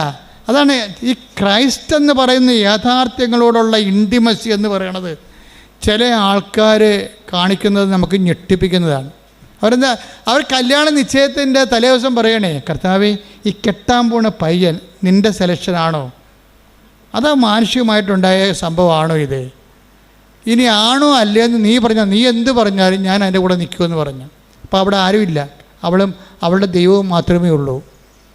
അപ്പോൾ കർത്താവ് വചനം എടുത്തപ്പോൾ അവളോട് സംസാരിച്ചു. Take the word of God. സ്തുതിക്കട്ടെ, ഹല്ലേലൂയ. ജെറമിയ 29:11. കർത്താവ് അരുളി ചെയ്യുന്നു, നിങ്ങളെക്കുറിച്ചുള്ള പദ്ധതി എന്റെ മനസ്സിലുണ്ട്. നിങ്ങളുടെ നാശത്തിനല്ല, ക്ഷേമത്തിനുള്ള പദ്ധതിയാണത്. നിങ്ങൾക്ക് ശുഭമായ ഭാവിയും പ്രത്യാശയും നൽകുന്ന പദ്ധതി. ഇപ്പോൾ ദൈവത്തിന് നമ്മളുടെ സത്യസന്ധത പിടികിട്ടിക്കഴിഞ്ഞാൽ പിന്നെ ദൈവം കമ്മ്യൂണിക്കബിൾ ആവും. നിങ്ങളൊക്കെ ഈ വചനമൊക്കെ ഇടയ്ക്കിടയ്ക്ക് തുറന്നു നോക്കണതാണേ. എന്നിട്ട് തുറന്നു നോക്കി വെച്ചു, അതങ്ങനെയാണ്, അതങ്ങനെയല്ല, അതിങ്ങനെ ഇരിക്കുമെന്ന് പറയും. നിങ്ങളുടെ ഇഷ്ടത്തിനനുസരിച്ച് വചനം, നിങ്ങളുടെ സുഖത്തിനനുസരിച്ച് താല്പര്യത്തിനനുസരിച്ച് നിങ്ങൾ വചനം വളച്ചൊടിക്കും. അത് കർത്താവിനറിയാം. ചുമ്മാ ദൈവത്തെ പറ്റിക്കാൻ വേണ്ടി വചനം നോക്കണമെന്നറിയാം. വചനം നോക്കുന്നവരെ ഒന്നൊന്നര ജപമാലയൊക്കെ ചൊല്ലി അവിടെ കുത്തിയിരുന്ന് നേരത്തെ ഒന്ന് പോയി കുമ്പസാരിച്ച് വിശുദ്ധീകരിച്ച് ദൈവത്തിന് തോന്നണം നിങ്ങൾ ദൈവത്തിൻ്റെ മനസ്സ് അറിയാൻ വേണ്ടിയാണ് എടുക്കണമെന്ന്. തന്നെയല്ല, മുൻകാല വചനം നോക്കുന്നവരോട് ഷാർപ്പാകണമെങ്കിൽ മുൻകാല അനുഭവങ്ങൾ വേണം ദൈവത്തിന്. മുൻകാല അനുഭവങ്ങൾ എന്ന് പറഞ്ഞാൽ എന്താണെന്നറിയാമോ? അതായത് വചനത്തിലൂടെയോ സ്വപ്നത്തിലൂടെയോ ദൈവത്തിന് കമ്മ്യൂണിക്കേറ്റ് ചെയ്യണമെങ്കിൽ ഒരു പഞ്ഞവുമില്ല. ദൈവം ആരോടും കമ്മ്യൂണിക്കേറ്റ് ചെയ്യാൻ പ്രത്യേകിച്ച് വിദ്യാഭ്യാസം വേണ്ട. അതിനെന്താണ് എളുപ്പമെന്ന് വെച്ചാൽ, നിങ്ങൾ നേരത്തെ കിട്ടിയ വചനം അനുസരിച്ചാണ് ജീവിച്ചതെന്നുള്ള ഫോർമൽ റെക്കോർഡ്സാണ് പ്രശ്നം. അത് ഭയങ്കര സീരിയസ് വിഷയമാണ്. പഴയ റെക്കോർഡ്സ് ഇല്ലേ, നിങ്ങൾ നേരത്തെയൊക്കെ വചനം എടുത്തിട്ടുള്ളതാണല്ലോ. അപ്പോഴും നിങ്ങൾ എന്നിട്ട് ആ വചനത്തിനെതിരായിട്ടായിരിക്കും ചെയ്യണത്. കർത്താവ് പറഞ്ഞ ആ സ്ഥലം എടുക്കരുതെന്ന് പറഞ്ഞു. ചിലപ്പോൾ ആ സ്ഥലം എടുക്കാൻ വേണ്ട വചനം നിങ്ങൾക്ക് സ്ഥലം വേണം, അതെടുക്കാനുള്ള വചനം നിങ്ങൾ പ്രാർത്ഥിച്ച് എടുത്തു കഴിഞ്ഞപ്പോൾ ചിലപ്പോൾ ഹക്കൽ ദേവ രക്തത്തിൻ്റെ പറമ്പെന്നുള്ള വചനമായിരിക്കും ചിലപ്പോൾ കിട്ടിയത്. അപ്പോഴതിൻ്റെ അർത്ഥം എന്താണ്? അതെടുക്കരുതെന്നല്ല എൻ്റെ അർത്ഥം. പക്ഷേ നിങ്ങളെന്ത് ചെയ്യും? അയ്യോ അതെങ്ങനെ ചെയ്യാം, ഞാനെടുത്തില്ല, അവളാട്ട് കയറി എടുക്കുമെന്ന് പറയാം. ഇത് കൺസായല്ലേ? വേറെ ഒരുത്തി വീടിൻ്റെ പുറകിൽ താമസിക്കുന്നുണ്ട്, ഞാനെടുത്തില്ലെങ്കിൽ ആ പറമ്പ് അവൾ കയറി അടിക്കും, പിന്നെ അവളുടെ പൊങ്ങച്ചത് ഞാൻ കാണണം. അതിപ്പോൾ ഞാൻ ഉപയോഗിക്കണ്ടല്ലോ, മക്കൾക്ക് കൊടുത്താൽ മതി, അല്ലെ വിൽക്കാൻ വേണ്ടിയല്ലേ ഞാനെടുക്കും. ഇങ്ങനെ തരികിട തട്ടാമുടിയൊക്കെ പറയും ദൈവത്തോട്, ഇതിന് സ്ഥലം എടുക്കും. അപ്പോൾ തന്നെ നിൻ്റെ കാര്യത്തിലൊരു തീരുമാനമാകും. എന്താ കാര്യം? നീ ഒരു വചനം പറഞ്ഞാലും നിൻ്റെ താല്പര്യം അനുസരിച്ചുകൊണ്ട് നിൻ്റെ ലാഭം നോക്കിയും നീ അത് വളച്ചൊടിച്ചിട്ട് ദൈവത്തിൻ്റെ വചനത്തെ നിരാകരിക്കൂ. അങ്ങനെ ഒരിക്കൽ നിരാകരിച്ചാൽ പിന്നെ വചനത്തോട് സംസാരിക്കത്തില്ല. വചനത്തെ സംസാരിക്കേണ്ട ഒരു കുഴപ്പമില്ല. ഞങ്ങളൊക്കെ തന്നെ ഈ വചനം തുറന്നു നോക്കി തന്നെയും വചനം എടുപ്പിച്ചും തന്നെ ജീവിക്കണത് എത്രയോ വർഷങ്ങളായി. Sharp ഷൂട്ടാണ്, correct. 2+2 4 പറയത്തുള്ളൂ, അല്ലാതെ 4.1 എന്നൊന്നും പറയത്തില്ല. ദൈവം ഇൻട്രാക്ട് ചെയ്യണമല്ല, അതിൻ്റെ മീഡിയം അതാണ്. എല്ലാ സമയത്തുമൊക്കെ നമ്മളുടെ കൂടെ ഇങ്ങനെ നിഴല് പോലെ ഇങ്ങനെ ദൈവം സഞ്ചരിക്കും. ഉടമ്പടി പോലെ ഇങ്ങനെ സഞ്ചരിക്കാൻ പറ്റിയ ഒരു സംഭവമില്ല. കാര്യം മറ്റേത് പ്രാർത്ഥന നോക്കിയാലും ഉടമ്പടി 10 പേരെടുത്താൽ അവർ സത്യസന്ധരാണെങ്കിൽ 10 പേരുടെ കൂടെയും ദൈവം സഞ്ചരിക്കും. സ്വപ്നം, ദർശനമെങ്കിൽ ദർശനം.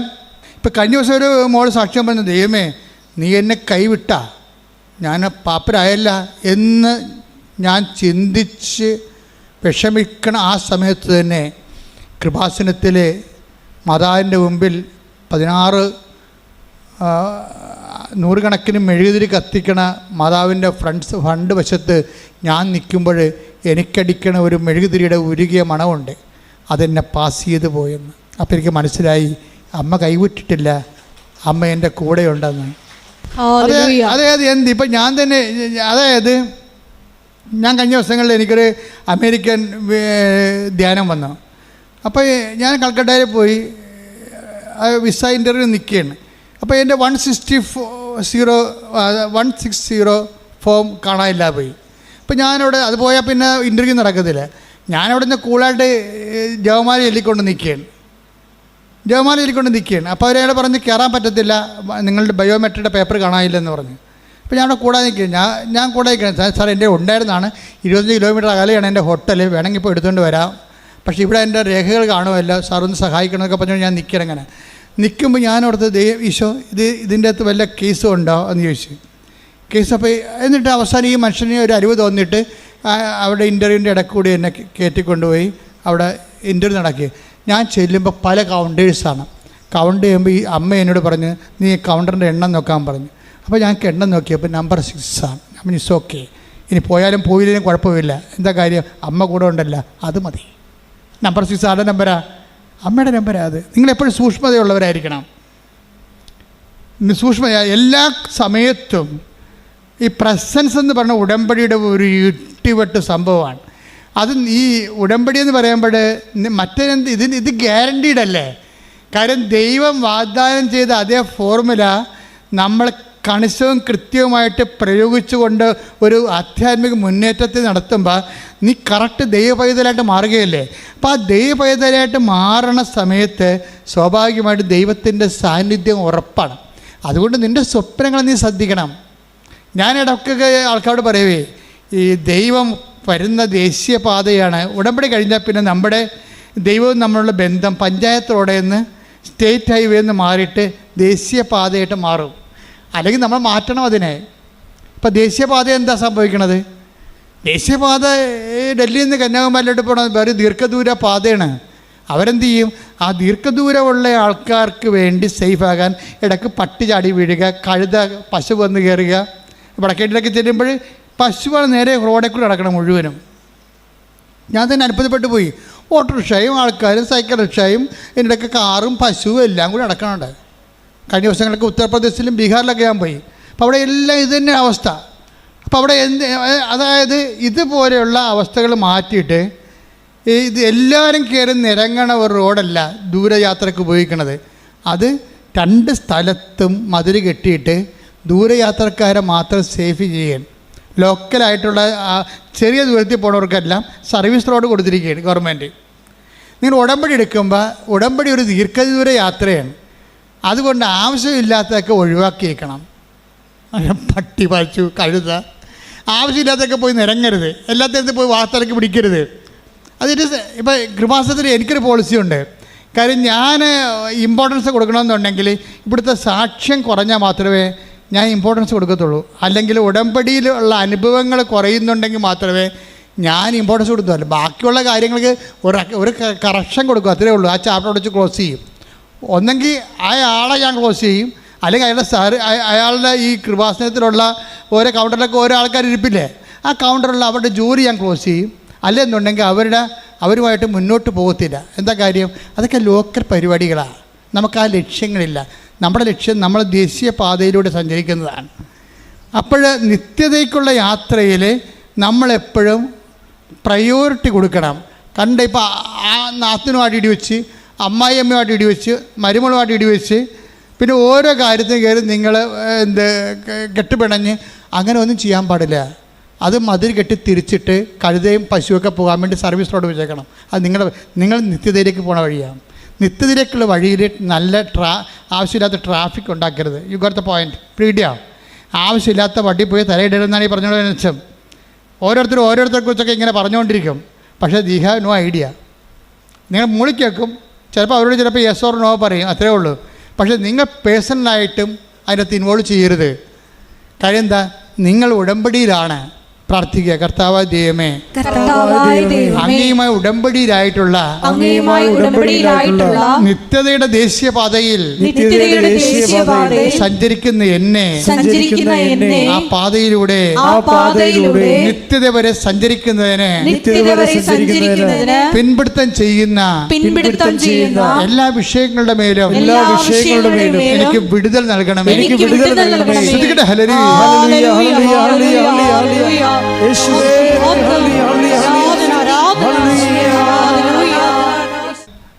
റീനോട് സർജൻ എന്താ പറയണത്?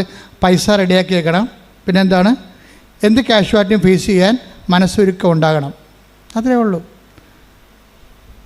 അപ്പോൾ റീനു പറയും, അത് കുഴപ്പമില്ല. ഞാൻ കർത്താവിനോട് ചോദിച്ചായിരുന്നു ഈ മനുഷ്യനെ കല്യാണം കഴിക്കാൻ നേരത്ത്. നിശ്ചയത്തിൻ്റെ ദിവസം തന്നെ ചോദിച്ചു, നിൻ്റെ സെലക്ഷനാണോ എൻ്റെ സെലക്ഷനാണോ പറഞ്ഞപ്പോൾ കർത്താവിനോട് പറഞ്ഞു, കുഴപ്പമില്ല, എനിക്ക് നിന്നെക്കുറിച്ചുള്ള പദ്ധതിയാണ് നിൻ്റെ ഭർത്താവെന്ന് പറഞ്ഞു. അയ്യോ, അപ്പോൾ എനിക്ക് മനസ്സിലായി, ഞാൻ ഹാപ്പിയായി.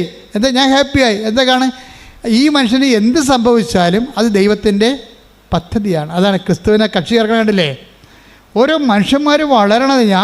അവർക്കൊരു 10-26 വയസ്സേ ഉള്ളതെന്ന് കണ്ടിട്ട്, പക്ഷേ ഇട്ടിക്കൂടെ വർത്തമാനം പറയണത് 10-76 കൊല്ലം ഇവിടെ ജീവിച്ചതിൻ്റെ ആധ്യാത്മിക അനുഭവമാണ്. ആധ്യാത്മിക അനുഭവത്തിൽ റിനു പറയുന്നൊരു കാര്യമുണ്ട്. അതായത് ഞാൻ അനുഭവിച്ച് വളർന്ന ഒരു സത്യമുണ്ട്. വാക്കിൻ്റെ ഇങ്ങനെ എടുത്തെടുത്ത് പറയണം. ഞാൻ അനുഭവിച്ച് വളർന്ന ഒരു സത്യമുണ്ട്. എന്താണ് ആ സത്യം? എൻ്റെ പൊന്നു തമ്പുരാൻ എന്നെ ഒരു കാരണവശാലും കൈവിടത്തില്ലെന്ന്. ഓരോ അനുഭവങ്ങളും ഭയങ്കര സംഭവമല്ലേ. അതായത് റിനു ഹാപ്പിയാണ്.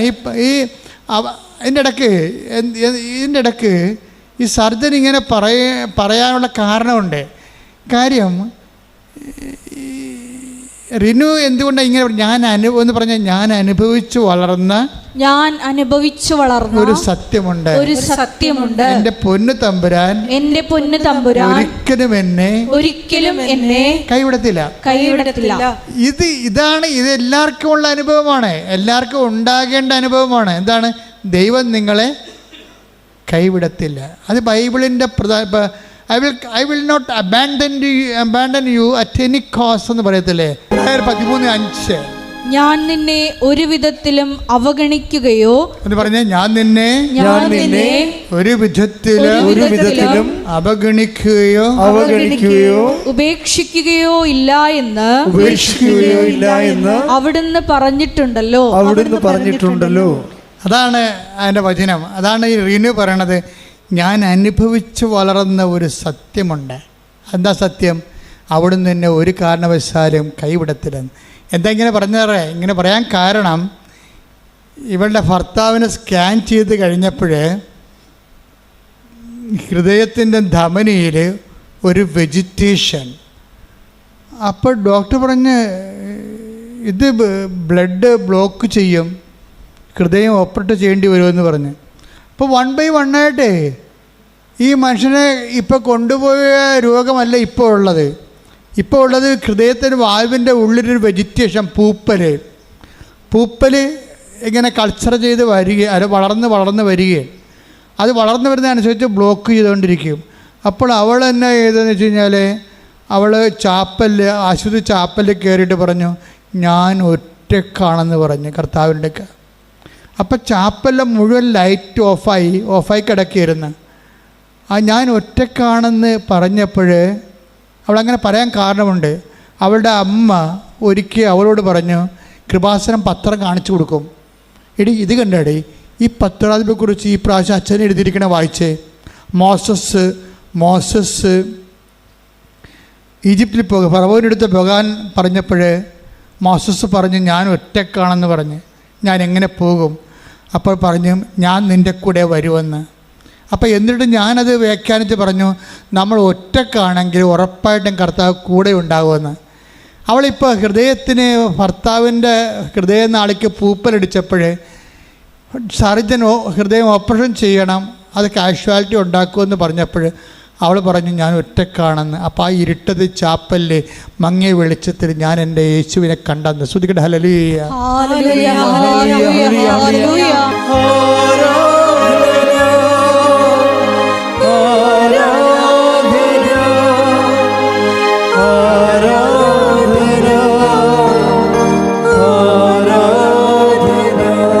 അപ്പോൾ ഹൃദയത്തിൻ്റെ ഉള്ളിലുള്ള ഈ വെജിറ്റേഷൻ അത് ഓപ്പറേഷന് വേണ്ടി സർജൻ നിർബന്ധിക്കുമ്പോൾ ഇത് എന്ത് കാഴ്ചയാണ് സംഭവിക്കുമെന്ന് ഓർത്തുകൊണ്ട് ഭർത്താവ് തന്നെ അവൾ പറയും, ഞാൻ ഇനി അമ്മയുടെ അടുത്തുനിന്ന് പോയിട്ട് വരാമെന്ന് പറയും.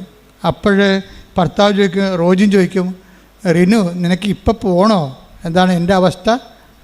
മോശമാണ്, ചിലപ്പോൾ നീ വരുമ്പോൾ ഞാൻ ഉണ്ടായില്ലെന്ന് വരും. ആ ചോദ്യം കേൾക്കുന്നത് നമ്മളെ കണ്ടാലേ അത് മനസ്സിലാകത്തുള്ളൂ. ഇവിടെ പറയും, ഇനിയിപ്പോൾ ഒരു തീരുമാനത്തിൻ്റെ സമയമായില്ലേ, ഇനി ഞാൻ അമ്മയടുത്ത് പോയിട്ട് വരാമെന്ന് പറയും. അമ്മയടുത്ത് വരാൻ പോകുമ്പോൾ ഭർത്താവ് തേങ്ങും, റീനു നിനക്ക് ഇപ്പം പോകണോ എന്ന് ചോദിക്കും. അപ്പോൾ റീനു പറഞ്ഞ ഒരു ഉത്തരവുണ്ട്, റോജി, ഞാൻ എപ്പോഴെങ്കിലും പോയപ്പോൾ നിങ്ങൾക്ക് ഗുണമല്ലാതെ ദോഷം വന്നിട്ടുണ്ടോ എന്ന് ചോദിക്കും. അപ്പോൾ എന്നാൽ നീ പോകാൻ പറയും. ഇവിടെ പോയിട്ട് തിരിച്ചു ചെല്ലുമ്പോൾ ഈ വെജിറ്റേഷൻ കാണാനില്ലെന്ന് ഡോക്ടർ പറയും. ഹല്ലേലൂയ, ഹല്ലേലൂയ, ഹല്ലേലൂയ. അതാണ് റിന്യൂ പറയണത്. ഞാൻ അനുഭവിച്ച് വളർന്ന ഒരു സത്യമുണ്ട്. എന്താണ്? ഞാൻ അനുഭവിച്ച് വളർന്ന ഒരു സത്യമുണ്ട്. എന്താണ്? എൻ്റെ ദൈവം ഒരിക്കലും എന്നെ ഉപേക്ഷിക്കത്തില്ല. ഇത് നമ്മളെല്ലാവരും അനുഭവിച്ച് വളരേണ്ട സത്യമാണ്. ഈ ഉടമ്പടി നിന്നോട് പറഞ്ഞ എന്താ? ഉടമ്പടി ആക്കിയതിൻ്റെ കാര്യം എന്താണ്? ബയലാട്ടർ എഗ്രിമെൻറ്റിലൂടെ നിൻ്റെ കർത്താവിൻ്റെ കരങ്ങൾ നിന്നെ പിടിപ്പിക്കാൻ വേണ്ടി തന്നെയാണ്. നിങ്ങൾ ഒരുമിച്ചല്ലേ ഇനി യാത്ര വരണ ദൈവമായിട്ട്. ആ ഒരുമിച്ച് യാത്രയാകാൻ വേണ്ടിയാണ് നിങ്ങളോട് പല സമയത്തും ദൈവത്തിൻ്റെ സാന്നിധ്യത്തിൻ്റെ ഒരു അറ്റ്മോസ്ഫിയറും ആംബിയൻസും ക്രിയേറ്റ് ചെയ്യാൻ വേണ്ടിയാണ് അവൻ പറയണ പോലെ നമ്മൾ ചെയ്യണത്. പിടികിട്ടിയാ? അത് നിങ്ങൾ മനസ്സിലാക്കണം. ഈ ആംബിയൻസ് ആൻഡ് അറ്റ്മോസ്ഫിയർക്ക് നമ്മൾ ദൈവത്തിൻ്റെ സാന്നിധ്യം ഗ്യാരണ്ടി ചെയ്യണ ഒരു ആംബിയൻസ്, ഒരു അറ്റ്മോസ്ഫിയർ, ഒരു സാഹചര്യം, ഒരു കാലാവസ്ഥ നമ്മൾ രൂപപ്പെടുത്തിയെടുക്കുന്നതിൻ്റെ ഉദ്ദേശം എന്താ? അതുകൊണ്ടാണ് ഈ റിന്യൂ പറയവേ, എൻ്റെ ഭർത്താവ് ഇങ്ങനെ മരണത്തോട് നോക്കി നിൽക്കുമ്പോഴും എൻ്റെ മനസ്സിൽ ഞാൻ കർത്താവിന് പറയും, കർത്താവേ, കല്യാണ നിശ്ചയത്തിൻ്റെ തലേ ദിവസം ഞാൻ നിന്നോട് ചോദിച്ചതല്ലേ നിൻ്റെ സെലക്ഷനാണോ എന്ന്. അപ്പോൾ നീ പറഞ്ഞില്ലേ നിൻ്റെ പദ്ധതിയാണെന്ന്. അപ്പോൾ എനിക്ക് പ്രശ്നമില്ല, എന്തെങ്കിലും വന്നാൽ നീ നോക്കിക്കൊള്ളുമല്ല. എന്നിട്ട് ഇന്നും അതിനെ കൺക്ലൂഡ് ചെയ്യുന്ന രീതിയുണ്ട്. വൺസ് നമ്മൾ ദൈവത്തിൻ്റെ ഇഷ്ടമാണ് എടുത്തതെങ്കിൽ പിന്നെ നമുക്ക് ധൈര്യമായിട്ട് ജീവിക്കാവുന്ന എല്ലാ വിഷയങ്ങളും നമ്മൾ ദൈവത്തിൻ്റെ ഇഷ്ടമാണ് എടുത്തതെങ്കിൽ എല്ലാ വിഷയത്തിലും നമുക്കൊരു ഇഷ്ടമുണ്ടാകും. കാര്യം അതെല്ലാം കമ്പാരിറ്റീവായിട്ടുള്ള ഇഷ്ടമാണ്. മറ്റുള്ളവരുടെ ഓരോ കാര്യം കണ്ടിട്ടാണ് നമ്മൾ അതുപോലെയൊക്കെ ആകാൻ വേണ്ടി ശ്വാസം പിടിച്ച് നടക്കുന്നത്. അല്ല, നമ്മളെ സംബന്ധിച്ചിടത്തോളം എനിക്ക് നിന്നെക്കുറിച്ച് പദ്ധതി ഉണ്ടെന്നല്ല. എല്ലാവരെയും കുറിച്ചുള്ള പദ്ധതിയും ഒരു കളക്റ്റീവായിട്ടുള്ള പദ്ധതിയല്ല, ഒരു പേഴ്സണലായിട്ടുള്ള പ്രോജക്റ്റാണ്, ഒരു കളക്റ്റീവ് പ്രോജക്റ്റ് അല്ല. എനിക്ക് നിന്നെക്കുറിച്ചൊരു പദ്ധതിയുണ്ട്. അപ്പോൾ ചിലപ്പോൾ നിൻ്റെ അനിയത്തിക്കുള്ള പദ്ധതി ആയിരിക്കത്തില്ല നിനക്കുണ്ട പദ്ധതി. അതെപ്പോഴും നിങ്ങൾ മനസ്സിലാക്കണം. അനിയത്തിക്ക് എന്താ ഒരു കുഴപ്പമില്ല, നീ ഇപ്പോഴും കല്യാണം കഴിച്ചിട്ടില്ല, നീ ചേടത്തിയാണ്. അനിയത്തി ഒരുത്തന്നെ അവൾക്ക് 19 വയസ്സായപ്പോൾ തന്നെ അവൾ ലൈനടിച്ച് കല്യാണം കഴിച്ചു. അവൾ ആ കൊല്ലം തന്നെ പ്രഗ്നൻ്റായി. ഇപ്പോൾ എന്താ നീ എന്ത് പറ്റി? നീ ഇപ്പോഴും കല്യാണം കഴിച്ചിട്ടില്ല, പ്രഗ്നൻ്റ് അല്ല, നീ ചേടത്തിയാണ്. നീ എന്ന കുഞ്ഞുനാൾ തൊട്ട് മാതാവിൻ്റെ ദൈവത്തിന് മാറാൻ നടക്കുന്ന ആളാണ്. കണ്ടില്ലേ അനുഭവങ്ങൾ? എന്തെങ്കിലും ദൈവത്തിൽ നേടിയെടുക്കാനുള്ള ഭൗതികമായ ലക്ഷ്യങ്ങൾ വെച്ചുകൊണ്ട് നീ ദൈവത്തെ ലക്ഷ്യം വെച്ചാൽ ദൈവത്തെ നിനക്ക് നഷ്ടപ്പെട്ടിരിക്കും. എന്താ കാര്യം? ദൈവത്തിൻ്റെ പദ്ധതി, ചേടത്തിക്കൊരു പദ്ധതി ഉണ്ടാകും, അനിയത്തിക്ക് പദ്ധതി വേറെ ആയിരിക്കും. അതുകൊണ്ടാണ് പറയണത് 29:11 എനിക്ക് നിന്നെക്കുറിച്ച് പദ്ധതി ഉണ്ടല്ല, നിങ്ങളെക്കുറിച്ച് കുടുംബത്തിൽ മൊത്തം പദ്ധതി ഉണ്ടെന്നല്ല, ചില പദ്ധതികൾ പേഴ്സണലാണ്. പ്രാർത്ഥിക്കുക, കർത്താവായ ദൈവമേ, എൻ്റെ ജീവിതത്തിൻ്റെ അനുഭവങ്ങളെ മറ്റുള്ളവരുമായി താരതമ്യം ചെയ്യാതെ അത് ദൈവവും ഞാനും തമ്മിലുള്ള നിത്യരക്ഷയെ അവലംബമാക്കുന്ന ദൈവത്തിന്റെ സ്വകാര്യ സ്നേഹത്തിന്റെ പദ്ധതിയാണെന്ന് വിവേചിച്ച് മനസ്സിലാക്കാൻ എനിക്ക് പ്രത്യേക അഭിഷേകം നൽകണമേ. ശ്രദ്ധിക്കണേ.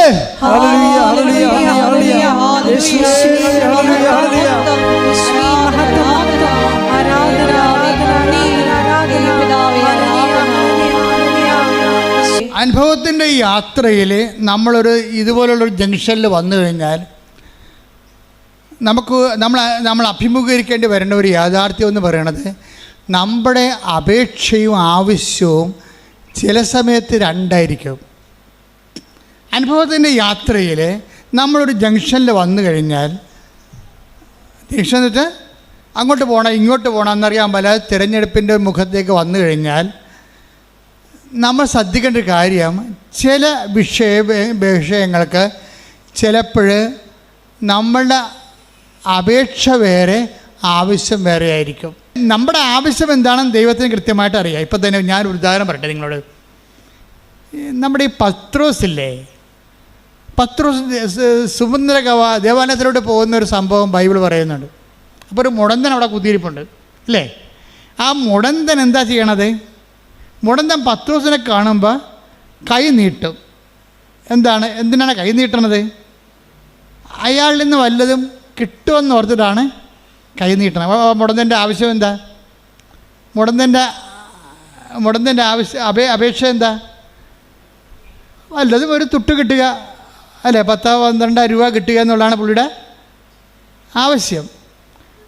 പക്ഷേ പത്രോസ് വിവേചിക്കണ എന്താണ്? ആവശ്യമല്ല, പിന്നെന്താണ്? അല്ല, അപേക്ഷ അല്ല, പിന്നെന്താണ്? ആവശ്യമാണ്. അവൻ്റെ ആവശ്യം എന്താണ്? ഇവൻ്റെ ആവശ്യം മുടന്ത് മാറ്റുകയാണ്. ഇത് തന്നെ ഈ നിയോഗം വെക്കുമ്പോൾ ശ്രദ്ധിക്കേണ്ട കാര്യമാണ്. ആ 3:5 എടുത്തേ, നടപടി പുസ്തകം. നടപടി 3:5. അവരുടെ പക്കൽ നിന്ന് എന്തെങ്കിലും കിട്ടുമെന്ന് പ്രതീക്ഷിച്ച് പറഞ്ഞ് അവരുടെ പക്കൽ നിന്ന് എന്തെങ്കിലും കിട്ടുമെന്ന് പ്രതീക്ഷിച്ച് അവൻ അവരെ നോക്കി പത്രോസ് പറഞ്ഞു, വെള്ളിയോ സ്വർണമോ എന്റെ കയ്യിലില്ല,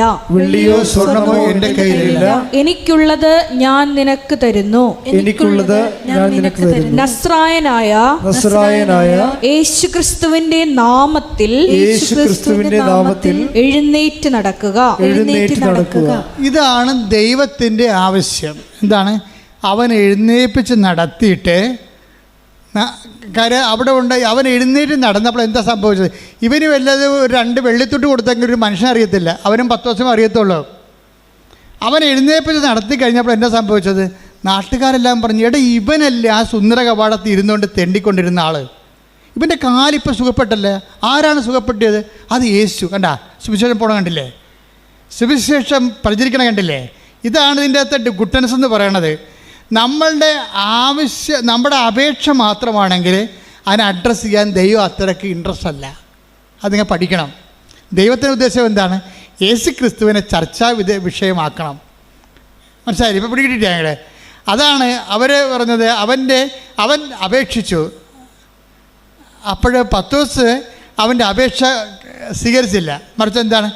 അവൻ്റെ ആവശ്യം മനസ്സിലാക്കിയിട്ട് പറഞ്ഞു, പൊന്നും വെള്ളിയും ഒന്നും എൻ്റെ ഇല്ല. നീ ചോദിച്ചത് പൊന്നെന്ന് പറയുന്നത് റോമൻ നാണയമാണ്, വെള്ളി എന്ന് പറയുന്നത് ഇസ്രായേലിൻ്റെ നാണയമാണ്. അപ്പോൾ റോമാക്കാരൻ്റെ നാണയം എൻ്റെ കയ്യിലില്ല, ഇസ്രായേൽക്കാരൻ്റെ നാണയം എൻ്റെ കയ്യിലില്ല, എൻ്റെ മനസ്സിലെ കാലിയാണ്. പക്ഷേ എനിക്ക് വേറെ ഒരു സ്വത്തുണ്ട്. അതെന്താണ്?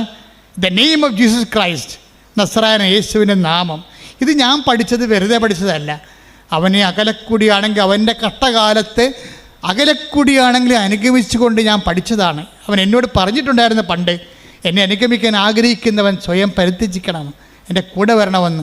അങ്ങനെ പല പരിത്യാഗങ്ങളിലൂടെ ഞാൻ അവൻ്റെ കൂടെ പോയി പഠിച്ചെടുത്തതാണ്. ഇപ്പം അവനാണ് എൻ്റെ ഉള്ളിൽ, അതാണ് എൻ്റെ സ്വത്ത്.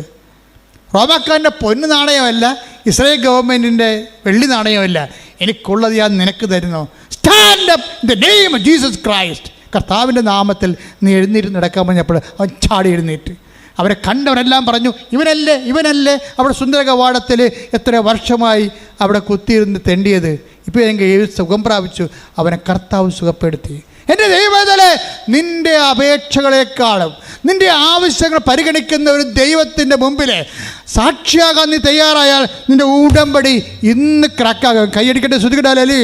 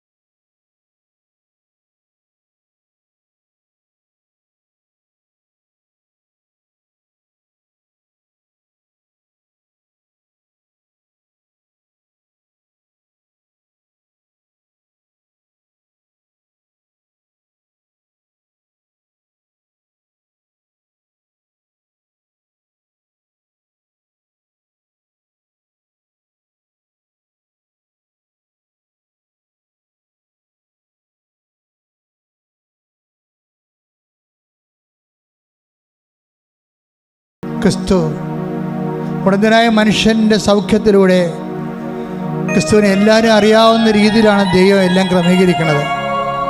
അല്ല, നിൻ്റെ സ്വകാര്യമായൊരു വിഷയം സ്വകാര്യമായി പരിഗണിക്കുകയല്ല. നിൻ്റെ അപേക്ഷയേക്കാൾ ഉപരി നിൻ്റെ ആവശ്യത്തിനാണ് ദൈവം പ്രാധാന്യം കൊടുക്കുന്നത്.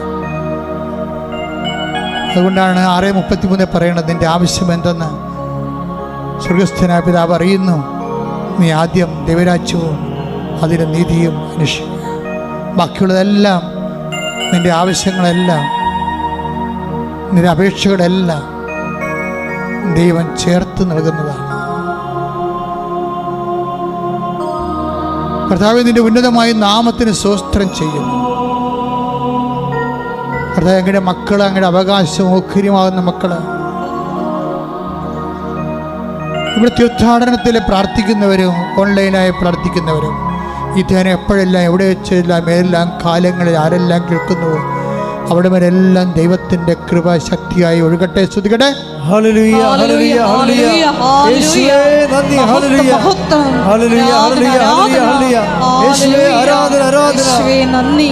യേശുവേ മഹത്വം. ഹല്ലേലൂയ. പിന്നെ മക്കളെ, വളരെ ദൈവത്തിൻ്റെ കൃപ, ശക്തി, വിടുതൽ, സൗഖ്യമൊക്കെ കരണടിക്കുമ്പോൾ നിറഞ്ഞു നിൽക്കുന്ന ഒരു സമയമാണ്. ഹൃദയത്തെ സന്തോഷിക്കണം. വിഷാംശം ശരീരത്തിൽ പ്രവേശിച്ചവരെ കർത്താവിൻ്റെ വിശുദ്ധമായ രക്തം കലർത്തിക്കൊണ്ട് അവരുടെ കെടു രക്തത്തിൽ നിന്ന് അവരെ വിശുദ്ധീകരിച്ചുകൊണ്ട് ത്വക്ക് രോഗങ്ങളിൽ നിന്ന്, മറ്റൊരു രോഗങ്ങളിൽ നിന്ന്, മാംസത്തിൻ്റെ ചൊറിഞ്ഞു പൊട്ടകളിൽ നിന്ന് സുഖപ്പെടുന്ന സന്ദേശമുണ്ട്. ശ്രുതിക്കട്ടെ. ഹല്ലേലൂയ, ഹല്ലേലൂയ, ഹല്ലേലൂയ. യേശുവേ, രോഗസൗഖ്യ സന്ദേശം നന്ദി പറയുന്നു. ഞങ്ങളുടെ ഇടയിലുള്ള അവിടുത്തെ സാന്നിധ്യത്തെ നന്ദി പറയുന്നു. ഹല്ലേലൂയ. ആരാധന, ആരാധന. കർത്താവേ, നിന്റെ വിശുദ്ധ പൗരോഹിത്യത്തെ മഹത്വപ്പെടുത്തണമേ. കർത്താവേ, സഭയിലുള്ള സാന്നിധ്യം പ്രകടമാക്കണമേ.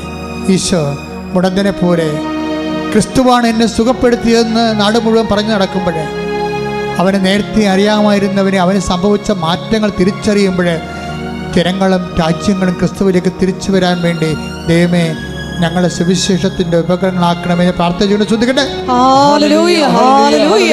മഹത്വം, മഹത്വം. ആരാധന, ആരാധന. ദൈവപിതാവേ നന്ദി. ദൈവപിതാവേ ആരാധന. ഹല്ലേലൂയ. കർത്താവേ, മുതുക് രോഗികളെ ഇപ്പം അങ്ങ് കാണിച്ചു തരുന്നുണ്ട്. പിൻകഴുത്തിന് താഴെ നീര് കെട്ടിക്കിടക്കുന്നവരെയും നീരിറങ്ങിപ്പോകാതിരിക്കുന്നവരെയും അതുകൊണ്ട് ശരീരം ചൂടായിരിക്കുന്നവരെയും അവർക്കുറങ്ങാൻ പറ്റാത്തവരെയും ഈശോ നിൻ്റെ തിരുമുറിവാർന്ന് വലത് കർത്താവ് സ്പർശിക്കണമേ. കർത്താവ് ശരീരത്തിന് മുഴകളുള്ളവരെ, ശിഷ്ടമുള്ളവരെ, കർത്താവ് ഗ്രോത്ത് ഉള്ളവരെ നീ സ്പർശിക്കണമേ. യേശു ക്രിസ്തു ഉന്നതമായ നാമത്തിൽ എല്ലാ സൃഷ്ടികളും ഗ്രോത്തുകളും മുഴകളും യേശുവിന്റെ നാമത്തിൽ മാറിപ്പോകട്ടെ. ഹല്ലേലൂയ, ഹല്ലേലൂയ, ഹല്ലേലൂയ. യേശുവേ ആരാധന. ഹല്ലേലൂയ, ഹല്ലേലൂയ, ഹല്ലേലൂയ. ഹല്ലേലൂയ. മഹത്വം, മഹത്വം. കക്ഷത്തിനും മടക്കുകളിലും കാലിൻ്റെ മടക്കുകളിലും ചൊറിഞ്ഞു പൊട്ടുകയും അത് അലർജി ആവുകയും വെള്ള പാണ്ടാടെ മാറുകയും ചെയ്യുന്ന വ്യക്തികളെ കർത്താവ് സൗഖ്യപ്പെടുത്തിക്കൊണ്ടിരിക്കുന്നു. കർത്താവ് ഇതിൻ്റെ തിരുമുറിവാർന്ന് അണിപ്പഴുതാർന്ന വലതുകരം ഓരോ മകളുടെ മേലും വെക്കണമെന്ന് പ്രാർത്ഥിക്കുന്നു. കണ്ണ് സന്ധ്യബന്ധങ്ങളിൽ കർത്താവിനത്വം നിറയട്ടെ. മാംസപേശികളിൽ കർത്താവിനത്വം നിറയട്ടെ. ഉച്ചമുതൽ ഉള്ളംകാല് വരെ കർത്താവിനത്വം നിറയട്ടെ. എല്ലാ രോഗങ്ങളും മാർഗ രോഗങ്ങളും യേശുക്രിസ്തു നാമത്തിൽ, യേശുക്രിസ്തുവിന്റെ വിശുദ്ധമായ രക്തത്താൽ എല്ലാ അലർജികളും യേശുവിന്റെ നാമത്തിൽ മാഞ്ഞു പോകട്ടെ. ശ്രുതിക്കട്ടെ. ഹല്ലേലൂയ, ഹല്ലേലൂയ, ഹല്ലേലൂയ. യേശുവേ നന്ദി. ഹല്ലേലൂയ, ഹല്ലേലൂയ, ഹല്ലേലൂയ, ഹല്ലേലൂയ. യേശുവേ രോഗസൗഖ്യ സന്ദേശത്തിന് നന്ദി പറയുന്നു. കർത്താവ് 1 Corinthians 1:4 പ്രാർത്ഥിക്കുന്ന help those who are all kind of travels, എല്ലാ തരത്തിലുള്ള ക്ലേശം അനുഭവിക്കുന്നവരെ സഹായിക്കും കർത്താവേ. കർത്താവ് ഓരോ തരത്തിലും ക്ലേശം അനുഭവിക്കുന്നവരെ കർത്താവേ അങ്ങ് അവർക്കെല്ലാം വേണ്ടി പ്രാർത്ഥിക്കുന്ന കർത്താവേ. അമ്മയെ പരിശുദ്ധമ്മ കൃപാസനത്താറെ ജീവനോടെ പ്രത്യക്ഷപ്പെടുക. ആ പ്രത്യക്ഷത്തിന് സ്ഥിരീകരണത്തിനായി ആയിരക്കണക്കിന് ആരാധന നടത്തിയ ആരാധന സന്നിധാനത്തിൽ നിന്ന് യേശുക്രിസ്തു നാമത്തെ കൽപ്പിക്കുന്ന മാരക രോഗങ്ങൾ, തീരാവേദികൾ, ജീവിത ദുരിതങ്ങൾ യേശു നാമത്തിൽ മാറിപ്പോകട്ടെ.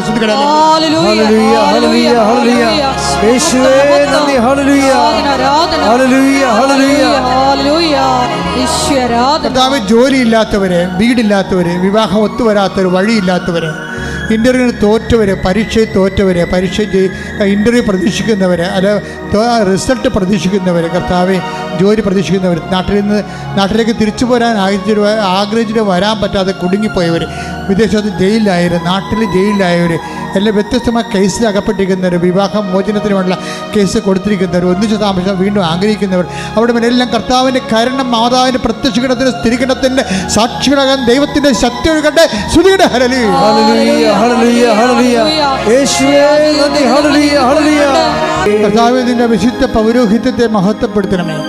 38 വർഷം ഞാൻ അർപ്പിച്ച കൃപാന്റെ യോഗ്യതയാൽ, കൃപാസാൽത്താരെ ജീവനോടെ പ്രത്യക്ഷപ്പെട്ട പരിശുദ്ധ അമ്മയുടെ മാധ്യസ്ഥത്താൽ മക്കളില്ലാത്തവർ നീ ആശീർവദിക്കണമേ, വിവാഹം ഒത്തുവരാത്തവർ നീ ആശീർവദിക്കണമേ, ഭവനങ്ങളില്ലാത്തവർ നീ ആശീർവദിക്കണമേ, കേസ് അകപ്പെട്ടിരിക്കുന്നവർ നീ ആശീർവദിക്കണമേ, പലതരത്തിലുള്ള ചീത്ത സ്വഭാവങ്ങളിൽ തെറ്റായ ബന്ധങ്ങൾ അകപ്പെട്ടിരിക്കുന്നവരെ നീ ആശീർവദിക്കണമേ. ജപ്തിയും അതുപോലെ തന്നെ സ്ഥലം വിൽക്കാനുള്ളവർ, അതുപോലെ തന്നെ ആധ്യാത്മികമായ തകർച്ച വന്നവർ, ആധ്യാത്മികമായ പാപകരമായ ജീവിത അവസ്ഥകളിൽ കുടുങ്ങിപ്പോയവർ, എല്ലാ മാരക പാപങ്ങളും ജീവിത സാഹചര്യങ്ങൾ യേശു ക്രിസ്തുവിന്റെ നാമത്തിൽ ഡെലിവർ ആകട്ടെ. ശ്രുതിയുടെ ഹല്ലേലൂയ. ഹല്ലേലൂയ, ഹല്ലേലൂയ, ഹല്ലേലൂയ, ഹല്ലേലൂയ. യേശുവേ നന്ദി. ഹല്ലേലൂയ, ഹല്ലേലൂയ. ഹല്ലേലൂയ, ഹല്ലേലൂയ, ഹല്ലേലൂയ. നാദാവരേണമേ, എന്നിൽ നിറയണമേ. നാദാവരേണമേ, സൗഖ്യം നൽകണമേ. നാഥാവരണമേ. നാദാവരേണമേ, എന്നിൽ നിറയണമേ. നാദാവരേണമേ, സൗഖ്യം നൽകണമേ. സന്തോഷത്തോടെ മുട്ട നിൽക്കുക, കരയൊന്നും വേണ്ട. അമ്മ മാതാവ് ജീവനോടെ പ്രത്യക്ഷപ്പെട്ടിട്ട് ദുരന്തമുണ്ടാകുമ്പോൾ പ്രാർത്ഥിക്കണമെന്ന് ആവശ്യപ്പെട്ടുകൊണ്ട് ആ പ്രാർത്ഥനയുടെ ബലമായി, പ്രാർത്ഥനയുടെ ഭാഗമായി ഉടമ്പടി നൽകിയിട്ടുണ്ടെങ്കിൽ നമ്മളെ കരയാതിരിക്കാൻ വേണ്ടി തന്നെയാണ്.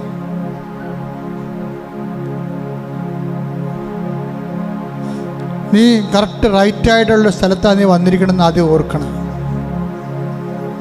വിത്ത് റൈറ്റ് ഇൻറ്റൻഷൻ. ദൈവം അത് നിന്നെ മാനിക്കും, നിൻ്റെ നിയോഗങ്ങളെ. എൻ്റെ നിയോഗങ്ങളെ കർത്താവ് മാനിക്കാൻ പോകുന്നു, എന്നെ സുവിശേഷത്തിൻ്റെ സാക്ഷിയാക്കാൻ പോകുന്നു. പറഞ്ഞേ, എന്റെ നിയോഗങ്ങളെ കർത്താവ് മാനിക്കാൻ പോകുന്നു, എന്നെ സുവിശേഷത്തിന്റെ സാക്ഷിയാക്കാൻ പോകുന്നു. ആവർത്തിച്ച് പറഞ്ഞേ, എന്റെ നിയോഗങ്ങളെ കർത്താവ് മാനിക്കുന്നു, എന്നെ സുവിശേഷത്തിന്റെ സാക്ഷിയാക്കാൻ പോകുന്നു. വീണ്ടും പറഞ്ഞേ, എന്റെ നിയോഗങ്ങളെ കർത്താവ് മാനിക്കുന്നു, എന്നെ സുവിശേഷത്തിന്റെ സാക്ഷിയാക്കാൻ പോകുന്നു. മൗനമായി പ്രാർത്ഥിക്കുക. ഇന്ന് ഇത്രയും വളരെ ഫെസ്റ്റിവലായിട്ടുള്ളൊരു ദിവസമാണ്. ആ ഫെസ്റ്റിവലും കാർണിവലും ഒന്നും നോക്കാതെ കർത്താവിൻ്റെ തിരുസേനയിൽ നീ വന്നിട്ടുണ്ടെങ്കിൽ നിൻ്റെ വിശ്വാസം വലുത് തന്നെയാണ്. ദൈവം തീർച്ചയായിട്ടും മാനിക്കും.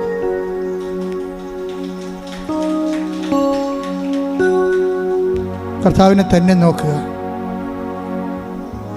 കർത്താവ്, അങ്ങയുടെ അവകാശവും അങ്ങയുടെ ഓഹരിയുമാകുന്ന മക്കള് മുടന്തം പത്തോത്തിനെ സൂക്ഷിച്ച് നോക്കിയ പോലെ അങ്ങയെ സൂക്ഷിച്ച് നോക്കുകയാണ്. അങ്ങയുടെ നാമത്താൽ അവരെ മഹത്വപ്പെടുത്തുന്ന പ്രാർത്ഥിക്കുന്നു. അവർ നിനക്ക് സാക്ഷികളായ സന്തോഷത്തോടെ ഈ സാക്ഷി കൂടാരത്തിൽ വന്നുകൊണ്ട് നിന്നെ മഹത്വപ്പെടുത്താനും ലോകത്തോട് വിളിച്ചു പറയുവാനും നിനക്ക് വേണ്ടി ജീവിക്കുവാനും അവരുടെ സങ്കടങ്ങളെ, കണ്ണുനീരിൻ്റെ രോഗങ്ങളെ യേശുക്രിസ്തു നാമത്തിൽ നിമിഷം നീങ്ങിപ്പോകട്ടെ. ശ്രുതിയുടെ ഹല്ലേലൂയ. ഹല്ലേലൂയ, ഹല്ലേലൂയ, ഹല്ലേലൂയ, ഹല്ലേലൂയ, ഹല്ലേലൂയ, ഹല്ലേലൂയ. യേശുവേ നന്ദി. ഹല്ലേലൂയ, ഹല്ലേലൂയ. ആരാധന. ഹല്ലേലൂയ. നാദാവരേണമേ, എന്നിൽ നിറയണമേ. നാദാവരേണമേ, സൗഖ്യം നൽകണമേ. മൗന പ്രാർത്ഥനയുടെ സമയമാണ്. അച്ഛൻ വിട്ടുപോയ വിഷയങ്ങൾ എൻ്റെ മക്കൾ ഓർത്ത് പ്രാർത്ഥിക്കുക.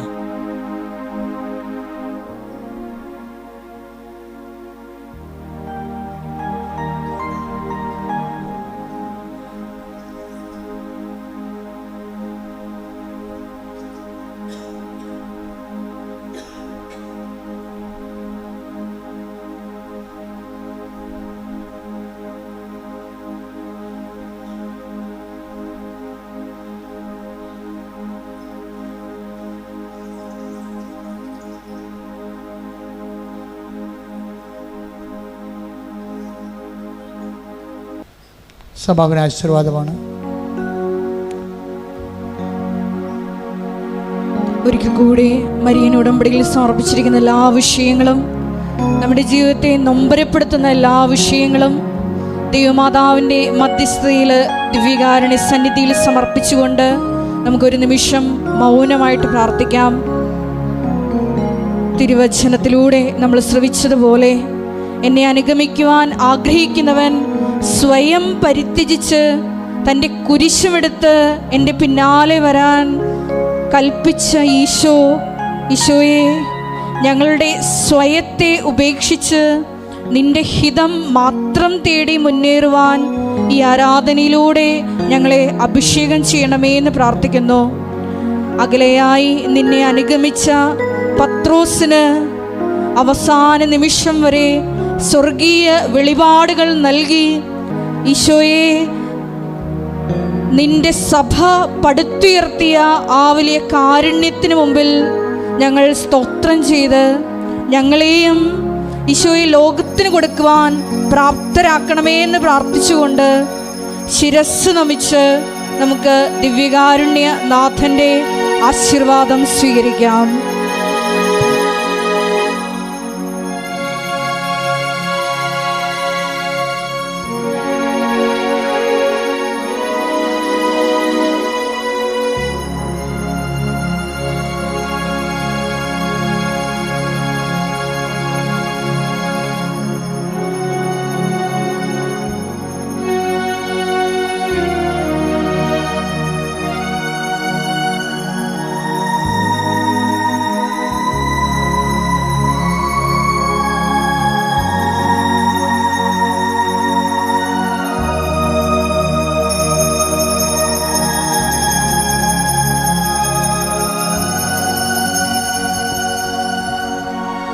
പരിശുദ്ധ പരമമാ ദിവ്യകാരുണ്യമേ,